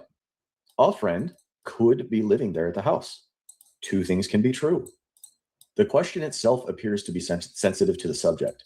This is a bad sign. There's potentially a drop pronoun. She's just a friend. Or Lakeland is just a friend. This would indicate yet another signal of psychological distancing. Sergeant says, okay. And the subject says, and then she left. The subject earlier had described what happened once she got home. Me, Dylan, and Lakeland were sitting on the couch watching Vampire Diaries and no one else was home yet. The flow of this was paused by the sergeant who asked some clarifying questions. Who is Dylan, Lakeland, spelling, relation, etc., right? It's important to remember the subject couldn't remember Lakeland's last name right now. Once the investigator got that information and said, okay, the subject on her own took the opportunity and said, and then she left. This indicates further sensitivity and potentially preempting any further questions regarding this time in the statement by skipping ahead or any more questions about Lakeland. This appears to simply be a deceptive tactic here. It seems the subject wanted Lakeland out of the picture as soon as the sergeant began putting her in view. Why would the subject want to do this? Considering the analysis above, it is unfortunately becoming clear. The sergeant, whether he knew it or not, is confronted with the fact that for the subject, Lakeland's presence and Dylan's and their activity is very sensitive here. We have observed now numerous signals that the subject is wanting to distance Lakeland from the situation and zooming out the three's activities. The subject is very likely protecting Lakeland's involvement here. Musing for a moment, if Lakeland merely came over and was watching a show with the two and eventually simply went back home, everything was truly normal, then why would there be this need to so quickly take Lakeland out of the scene? Okay. And then indicates a passage of time, which indicates missing information, which supports the propositions mentioned above. We have been on high alert now, and we're seeing a passage of time. This is simply a very bad sign. She is not specific, and again, denotes psychological distancing. Being objective, the sergeant was just asking about Lakeland, so she does make the most amount of sense here. However, there's a possibility that she is not, in fact, Lakeland, but someone else. It's merely a possibility. Very interesting possibility. What if she was referring to somebody else at that point that we have not heard that was there? And I've been telling you guys, I think there's been a good handful of people that were probably there up to the point that they called 911 and then there weren't. So there's many, many options as to that possibility, in my opinion, I would say. So just one more thing to think about. Yes, they did. All of them heard. Anybody in that house heard everything or even watched it at this point too, Blondie. You can't deny that either. Welcome, Hot Grandma. Great to see you today. After all, the subject had also been talking about Dylan right before this. Two new names have recently entered into the statement. That said, a plain interpretation would be to understand this as Lakeland. Just noting possibilities here. Remember, the subject deceptively concealed Maddie's presence earlier in the statement. We need to be on the lookout for more situations like that to make sure we're not interpreting the subject. Left indicates sensitivity about the leaving of Lakeland. Okay, then she left. Lakeland went home at blank time. This is not what the subject said. The leaving is what she recorded. Zooming out, essentially, regarding 1122 King Street, all we know is the subject, Dylan and Lakeland, were watching the show. There was no one else home yet. The sergeant asked some questions about these two to clarify, again, because of the lack of complete social introductions. And as soon as she had the opportunity, the subject passed an unknown amount of time with and then. And also, let me throw something else at you guys. And you guys can interrupt at any time, by the way, and say something too. But also, this also made me wonder, because she did stress that point more than once in this interview when she stated, and no one else was home at that time either. More than once. And it's as I knew before he even said that was unwanted information. It was not asked of them or of her. I'm sorry. And she puts it out there anyway. So could that statement mean that she was covering the fact that somebody else may have been there? What if Ethan or Xana or both of them were there, and she's not telling that at that point. Okay, that's all I'm saying. Like it could be hiding the fact that and nobody else was home. He didn't ask you that, but you're offering that. So why are you offering that? A lot of time when people do that, it's to deceive certain. No, there was nobody else there. It was just me. I promise, just me. You know what I mean? So just another thought to keep in the back of your mind. And we're about to shut this down for this part for today and discuss this. And pick the rest of this up tomorrow because there's a lot to this. But I just want to make sure you guys hear all the important parts. So just give me a couple more minutes with this, and then we're gonna have the conversation on it. Lakeland is out of the scene. She left. How much time passed after the subject got home and she left? This is simply unclear. It's important to note the brain is stressed. Whoops. The brain is stressed by outright lying. Deception is 80% of the time omitting information. We are on high alert from earlier, and now we're getting exactly what we didn't hope for in the beginning. The subject has been talking us out of our presupposition of her lack of guilty knowledge and innocence, concealing the presence of Maddie, a victim, early in the statement, which was deceptive. Incomplete social introductions to the victims, signaling disrespect to the victims. Unity of the three, Dylan, Lakeland, and the subject. Indications of concealing this unity. High internal tension of anticipation of people coming home while all three are together. Then a sudden passage of time and skipping. Indications of protecting Lakeland's involvement and activity at the house. A great question here would be, okay, so let's back up a little bit. You're walking up to your house. Then what happened? All right, let's get back to the sergeant here. Live with you guys too, or just with a friend? And then she left. Do you know what time she left at? But you were all watching. Okay. And anything happened during that time period? Just hanging out. Okay. Do you know who else was in the house at that time? No one. No one? Just the three of you? Okay. So let's go a little bit more then. What happened next? Maddie and Kaylee came home from the club. Left. All right. Do you know what time she left at? No. Denote sensitivity, a pause. We see a direct no here.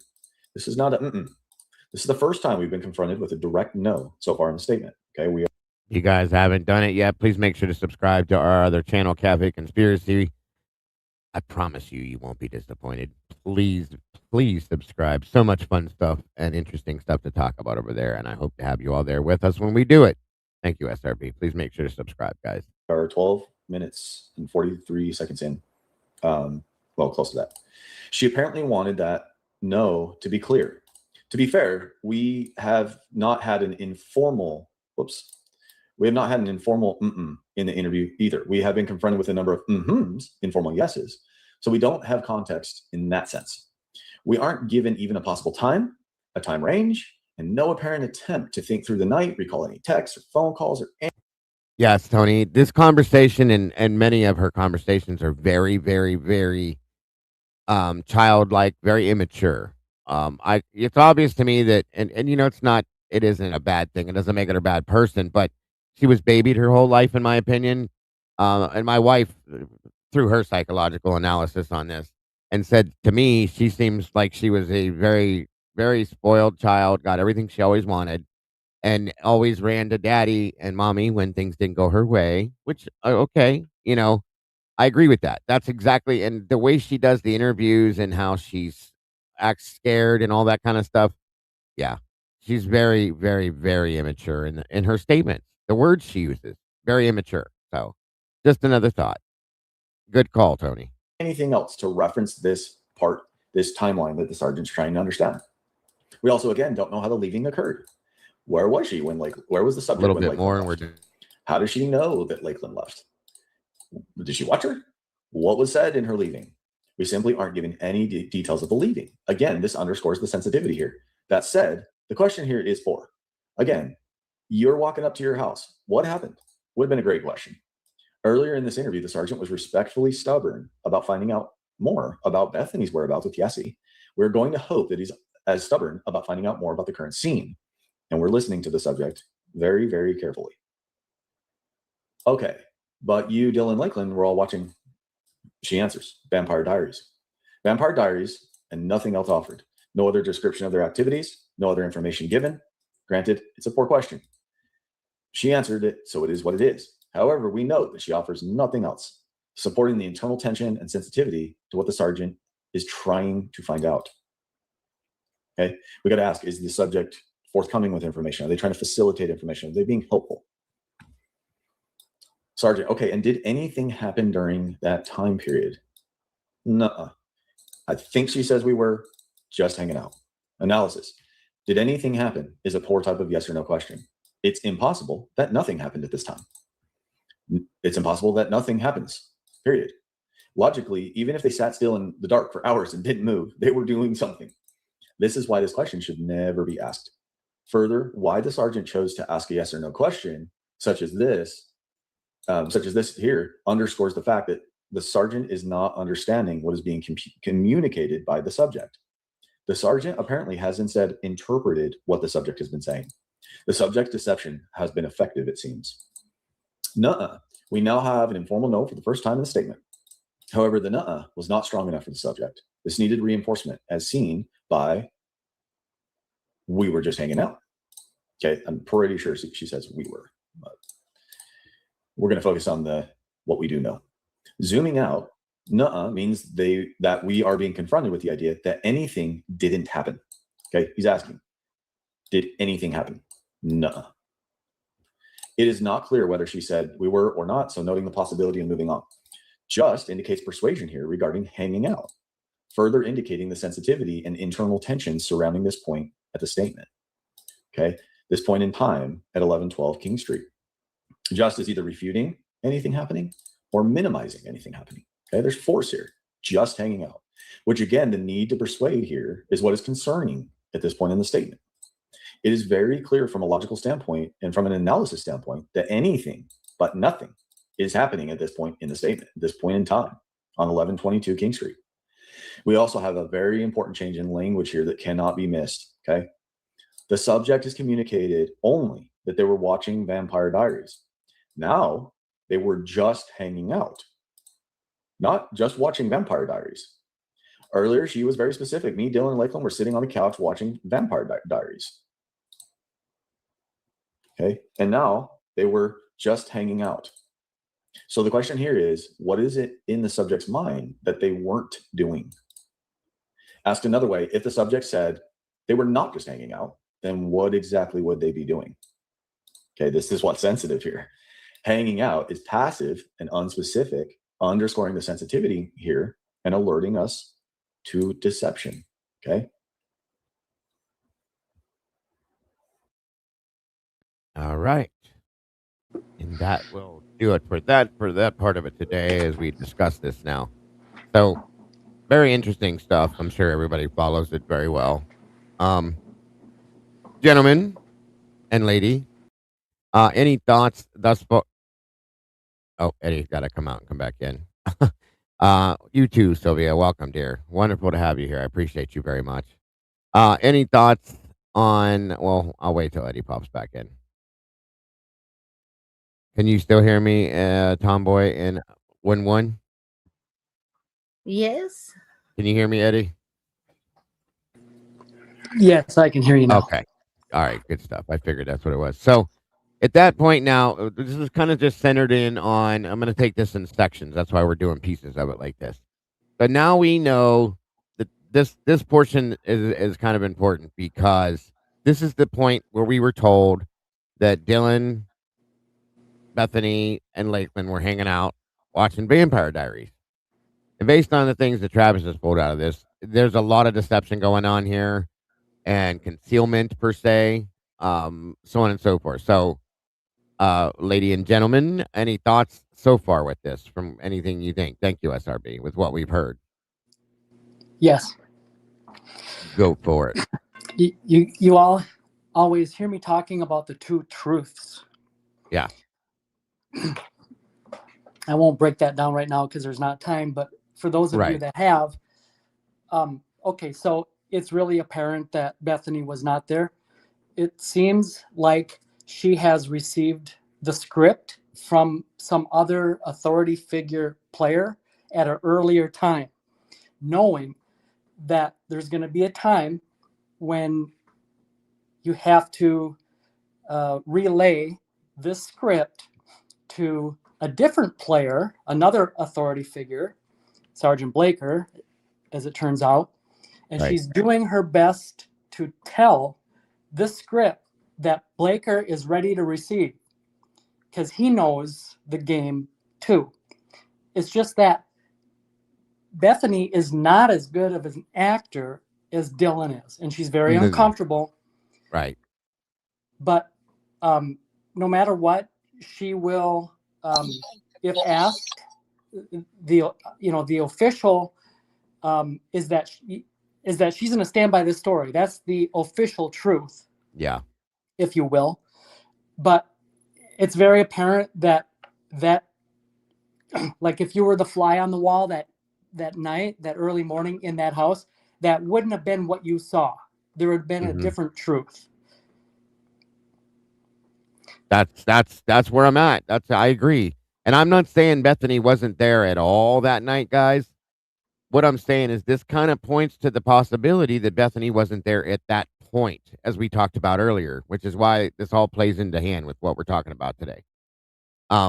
It's very evident to me. I mean, and Travis points it out. It's very clear that she's hiding something. Okay. And it's like he said, she sounds like she's protecting Lakeland in some aspect. Maybe she's protecting Lakeland's deposition that she gave on this as to what actually happened, so on and so forth, whatever you want to call it. It feels to me, from what I'm gathering from this portion, that she's obviously telling an untruth somewhere. We know that, okay? And what and why is the question with that. So that's the point of conversation for me. We don't know if for sure she was or wasn't there. I'm just saying this is a thought. It's not, speculation, but there's no way to prove that, unfortunately. This is very helpful in pointing at that, though, in my opinion, to be able to say, hey, it's possible that she was over at the Whites hanging out and decided that she didn't want to be there at that period of time, but she has to tell this story because it makes the rest of the narrative work. You know what I'm saying? Like, she has to be there to be with this, to make this whole situation play out the way it's supposed to. So she has to tell this story, and she seems uncomfortable. Even in her interview, when we watched that interview, we watched it a couple of times. She seems highly uncomfortable when she's talking. There's a lot of and chewing the fingernails and mumbling, and it reminds me of when my daughters were 6 years old, and I asked them, "What did you do?" And they went, that's exactly what the interview's like with her, guys, the whole time. I don't believe anything she said at this point because of that. So this is my feelings on it. Any thoughts, Moto? I know you just popped back up here, but any thoughts? Real briefly before I hop down. Go ahead, Eddie. Go ahead. Just to, I guess, summarize is, so what you're seeing here in this interview is not, it's not authentic. It's, in other words, it's not. Moto, can you mute your mic for a second? Oh, yeah. Hold on. Let me do that. I'm sorry. Oh, wait. It was muted. Hold on. It's muted on one side. All right. I think you should be good, Eddie, hopefully. What you're watching here is not genuine or authentic. It's not Bethany deceiving Sergeant Blaker. They're both on the same wavelength. They both know the game. She's doing her best. I mean, there's no time to rehearse. This is just right off the cuff. But she's doing her part, and so is Sergeant Blaker. And with that, as always, Dago, thank you for having me up and sharing my thoughts with everybody. Yeah, thanks for being here, bud. As always, appreciated. Go ahead, Moto. I'm sorry about that, bud. Anything you were going to say? I know you missed some of it, but yeah, I got all scrambled. It's all right. I'll just wait till everybody else speaks. Go ahead. Tomboy, any thoughts?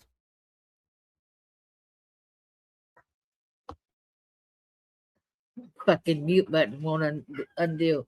I think maybe she just had to keep up a story because maybe having to be Dylan's alibi. Does that make sense? It does. It absolutely does. Like I said, I've even asked the question, like, why does she have to be part of this? Why, hey, Tandy, why does she have to be part of Why did she have to be there? Why did she have to be there for this narrative to be built? Right. Yeah. Well, we know that they spent the night down in her room. Okay. Dylan went down there, and that's where they spent the rest of the night together. So if she's not there, that doesn't work. So where was Dylan then if Bethany wasn't there? So Yep. you know what I mean? Yep. 1-1 left. Oh shit! I didn't get nothing out of him. Maybe he couldn't hear too. But it makes me wonder. It makes me wonder. I don't know for a fact that this is true. It's obvious to me, as I never believed either one of their interviews. We all know why at this point. After me and Tomboy and Kim read through all of Dylan's interviews, like, oh Jesus, what the hell is this? But that doesn't mean that Bethany wasn't there all night.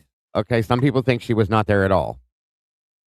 I don't believe that. I think she was there at some point for some period of time. I just don't know exactly what period of time she was there for. That's my biggest thing with this, trying to understand. And I think at some point maybe we will figure that out. I hope, or maybe not. It doesn't. I don't know. I'd like to be able to. That'd be great. But you know how everything has gone in this entire case, so. Yeah, and I don't think they're going to jump right up to the gun to tell us exactly what, you know. Oh, not even close. Right. Not even close. I agree. Well, I guess I don't think 1-1's coming back then. I thought he might, but let me see something here. Unless you can't find the link. I'll throw a link out there real quick, just in case you wanted to.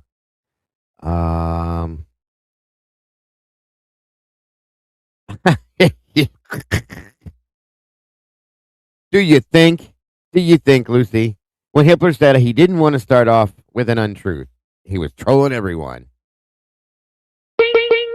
Right on the head. Right on the head.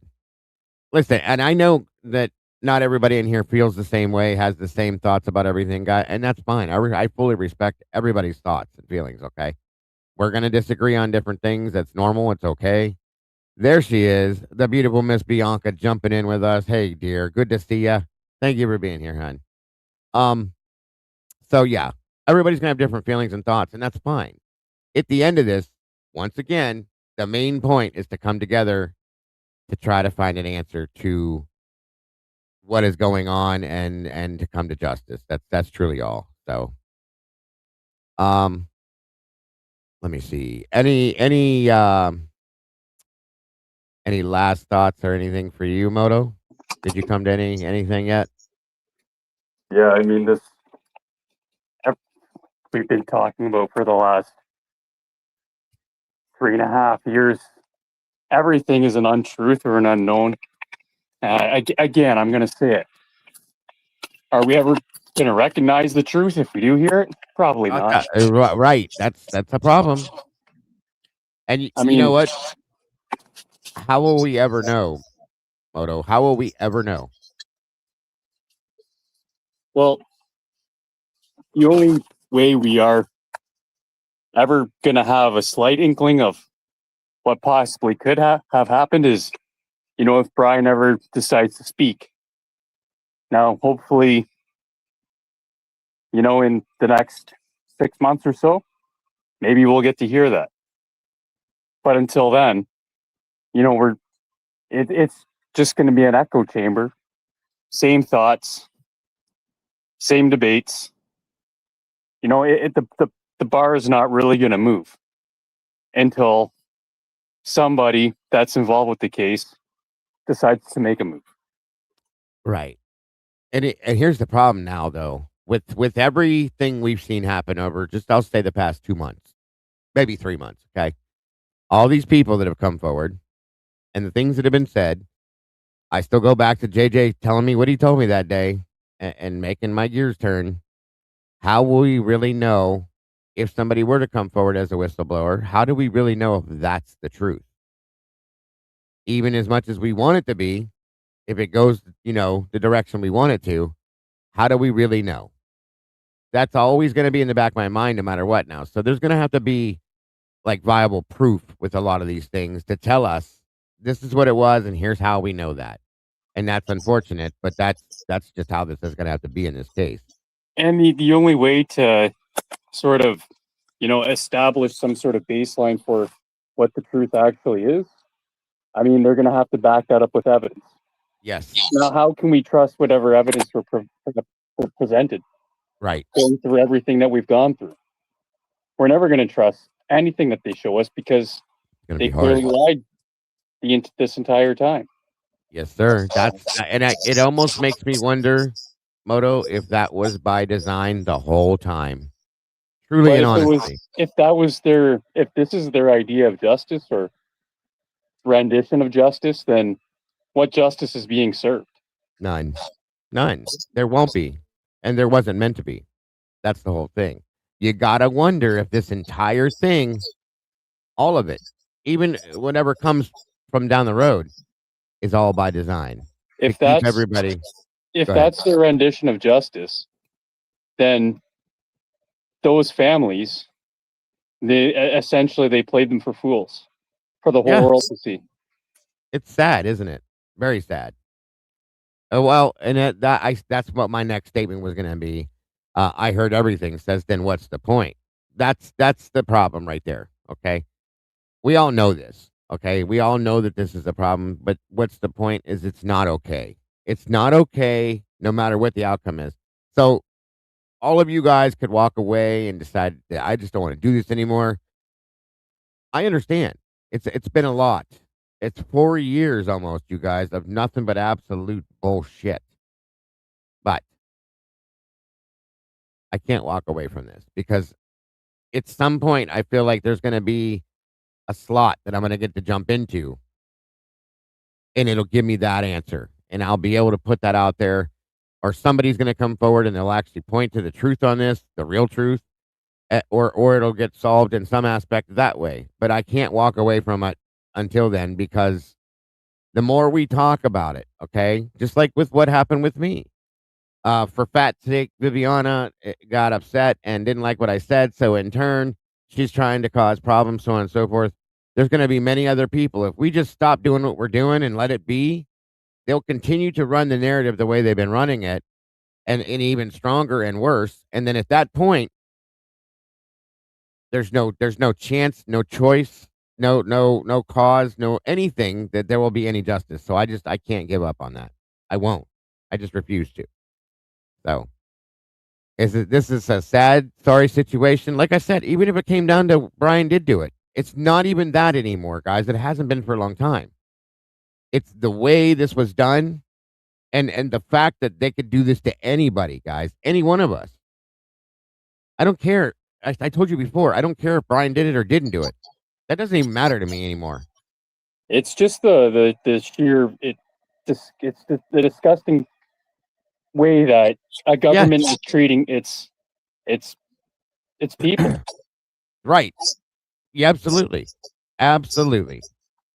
That is an absolute fact, sir. I fully agree with that. So it just won't happen. I'm not going to be walking away. There's no way. 1 minute here.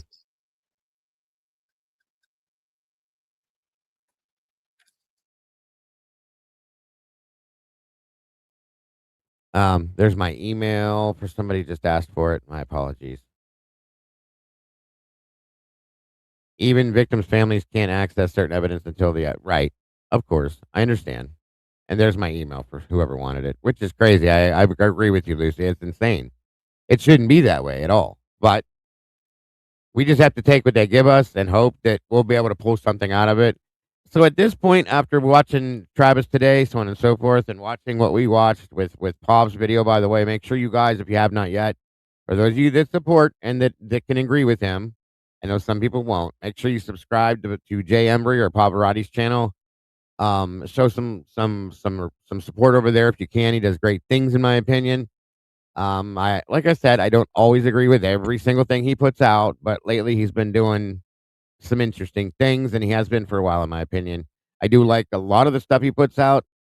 Again, I don't agree with every single detail, but he does a great job. He's a hard worker, and I think he deserves the support that he gets. So please make sure, if you choose, that you should subscribe to him and let them know we support them in that aspect, as well as everybody else that's involved in this case that's trying to get to the truth. You guys, please and thank you. Can we drop some of these links in here, guys? Somebody drop Pavarotti's link, please. Somebody drop Bianca's link, Scully's. Drop Lucy's link as well, Logan's. That way, all of these channels can get the respect and the support they should be getting. Please and thank you. My email is out in the chat, Karen. I'll throw it up one more time for you to see it if you want it. As soon as I find it. 1 minute here. I know I put it in here. No. You can't do that, Mike? Okay. No problem.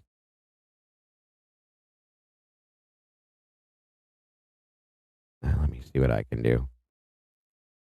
He's petitioning laws to restrict public access. Who are we talking about, Lucy?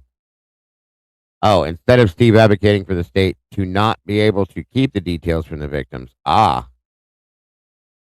He's petitioning law. Yeah, right. Okay.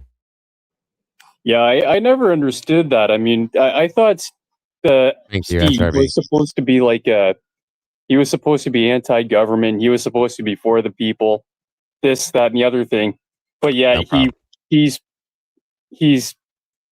literally backing a law that restricts the public from accessing, documents for truth and transparency.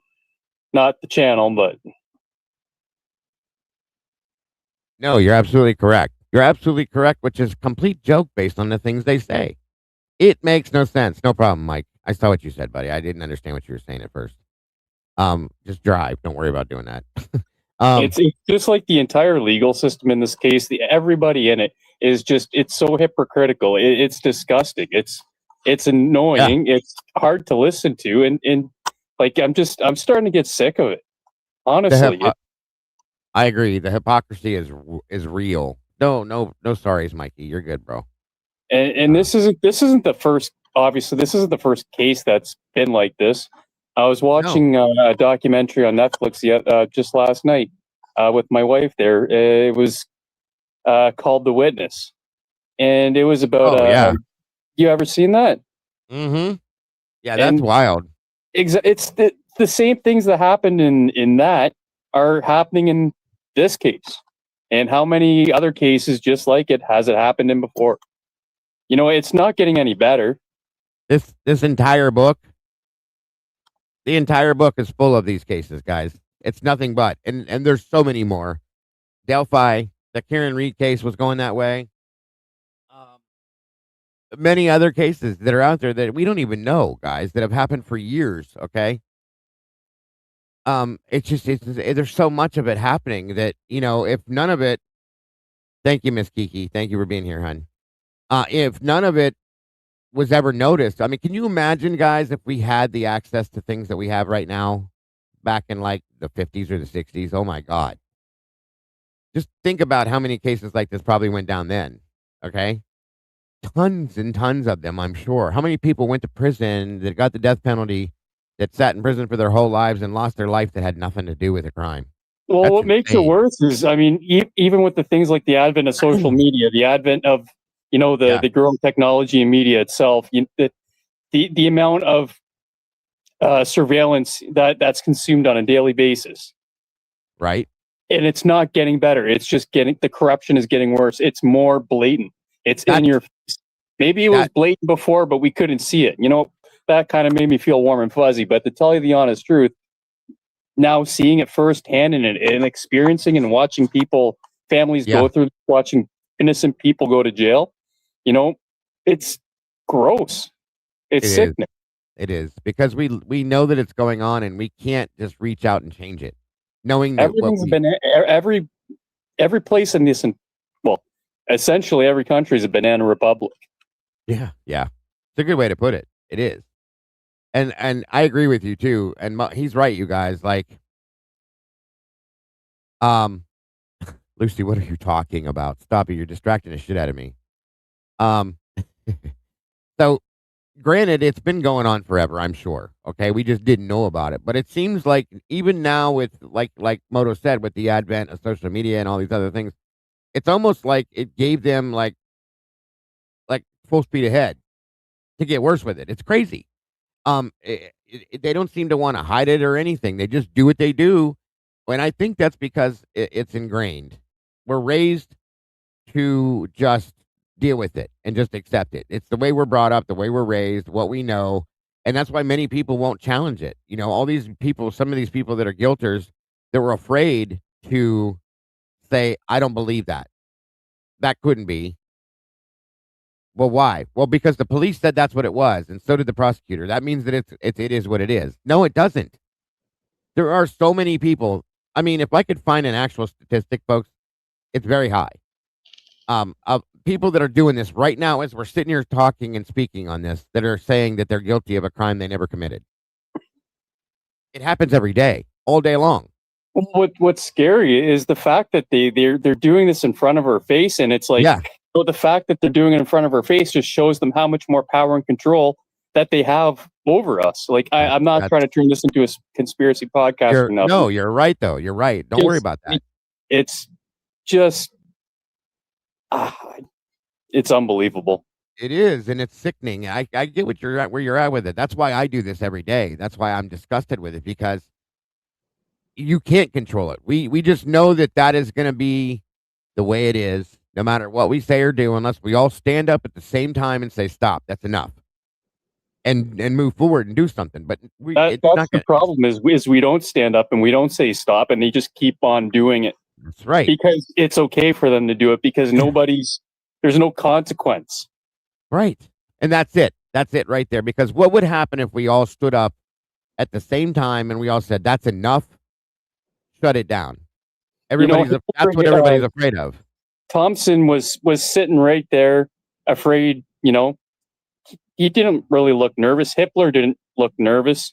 Ashley Jennings didn't look nervous when they're all lying. Like, there's no consequence to these people if we're putting a possibly innocent man in prison for the rest of his life. They couldn't care. They're going to go home and eat their three-course dinner at the end of the day. Because they're going to wake up and they're going to wake up the next day and do it all over again.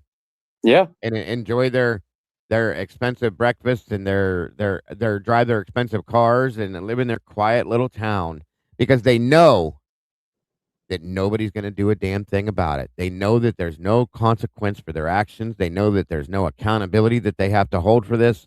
They know that it'll just roll off and move on. And what's worse is if they can make it through something like this with just brushing it off their shoulder, that just means, you know what, they're even more confident about doing it the next time. Yes, and it'll get worse and worse and worse, folks. Absolutely. Yeah. Money and power. Why do you think we're at this point? How do you think we got here? Same way. Same thing. It's happened for years and years and years, and especially in this little town. I've been told this by many people that live there. Okay? Many people. It's been like this forever, Dago. People that grew up there. It's always been this way. But why? Why has nobody said, that's a fuck enough?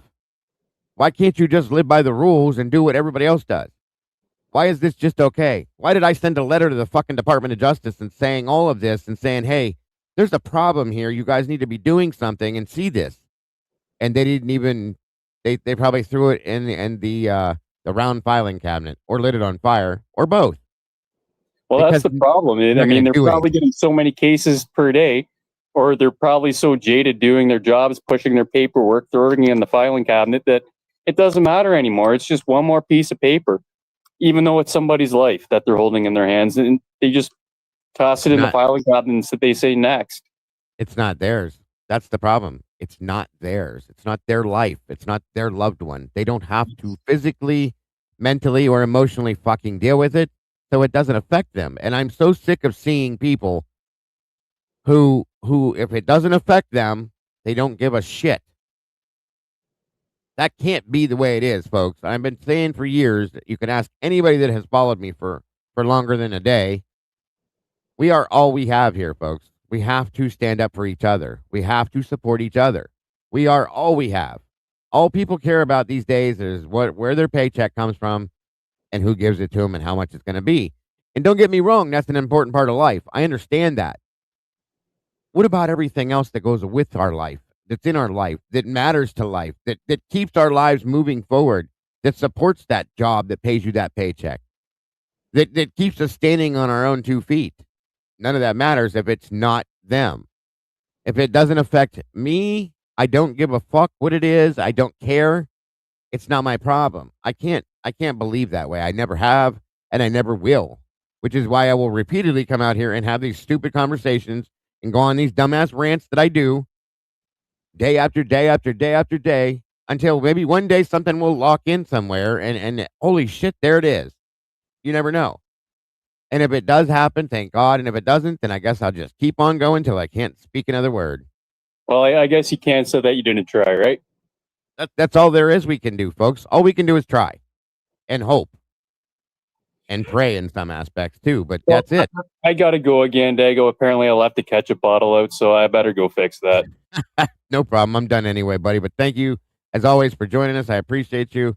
Have a great rest of your day, and I hope to see you soon. Yeah, you as well. Absolutely. I am still here, Kenny. Thank you for being here. We appreciate that very much, as always. And all of you guys, thank you so much for being here. Thank you to my moderators. As always, you guys are amazing. I couldn't do this without you. Thank you for all your help with info and understanding and helping to try to break this stuff down. Truly and honestly appreciate it. Thank you to my panel members, Dylan, Moto, Eddie, Jesse. Jesse wasn't here very long, but and Tomboy, of course. Thank you so much for joining us today, giving your input. It's always nice to hear from you guys, and I really appreciate your thoughts and feelings. Thank you to all of you for your support, your loyalty to me and this channel. With the beginning of the show, what we talked about, that means everything in the world to me. You guys have no idea. Truly and honestly, it means everything to me. I want to thank Pavarotti for putting the video out that he did, as well as Plunder for helping with that video. And all the other creators that are putting their time and their work and their effort into this. Thank you so much. We couldn't do this without you guys. It takes a village, folks, to do this, and it's going to take a village no matter what. So, Lucy, stop it. You're killing me.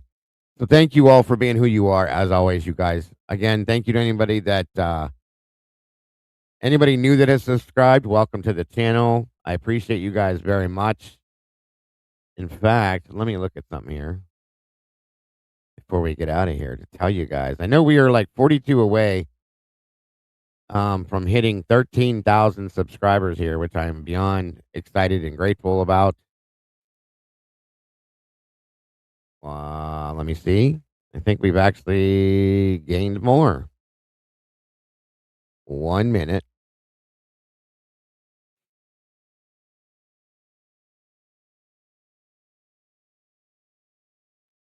If you guys know anybody that would be interested in joining up over here and hanging out with this group of peeps, let them know where we're at. Send them on over. I would love to have them. We have plenty of room in these pots of sauce for all these awesome meatballs.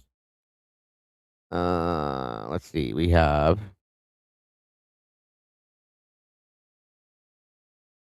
36. We need 36 more subscribers, and we will hit 13,000. So that is amazing.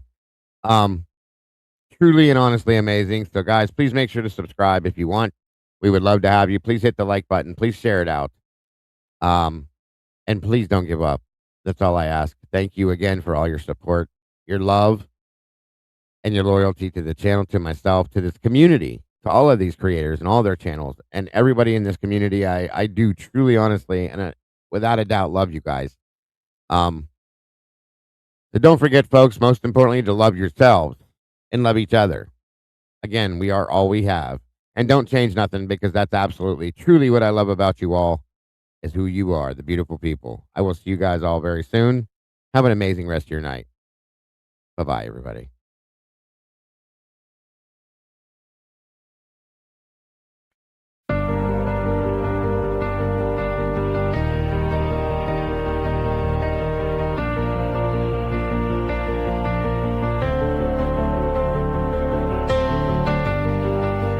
coffee's cold, the final stain.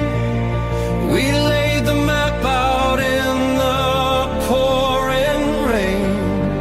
No hidden corners left to creep. The dark truth woke while the city was asleep.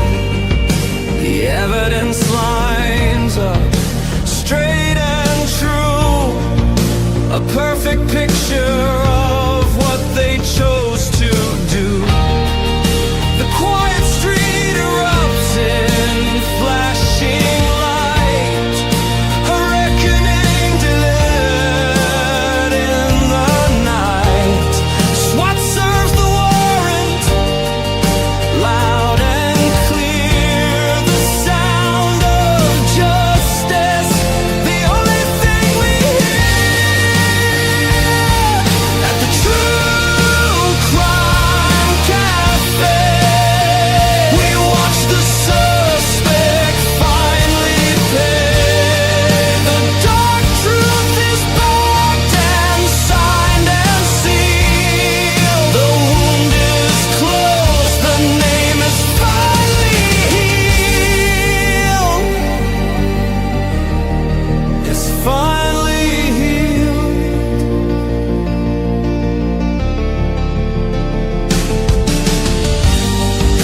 The cafe's empty, closed for the night. We put the darkness back into the light. We'll wipe the counter, set the empty chair, and wait right here for the next secret laid bare. Until the next one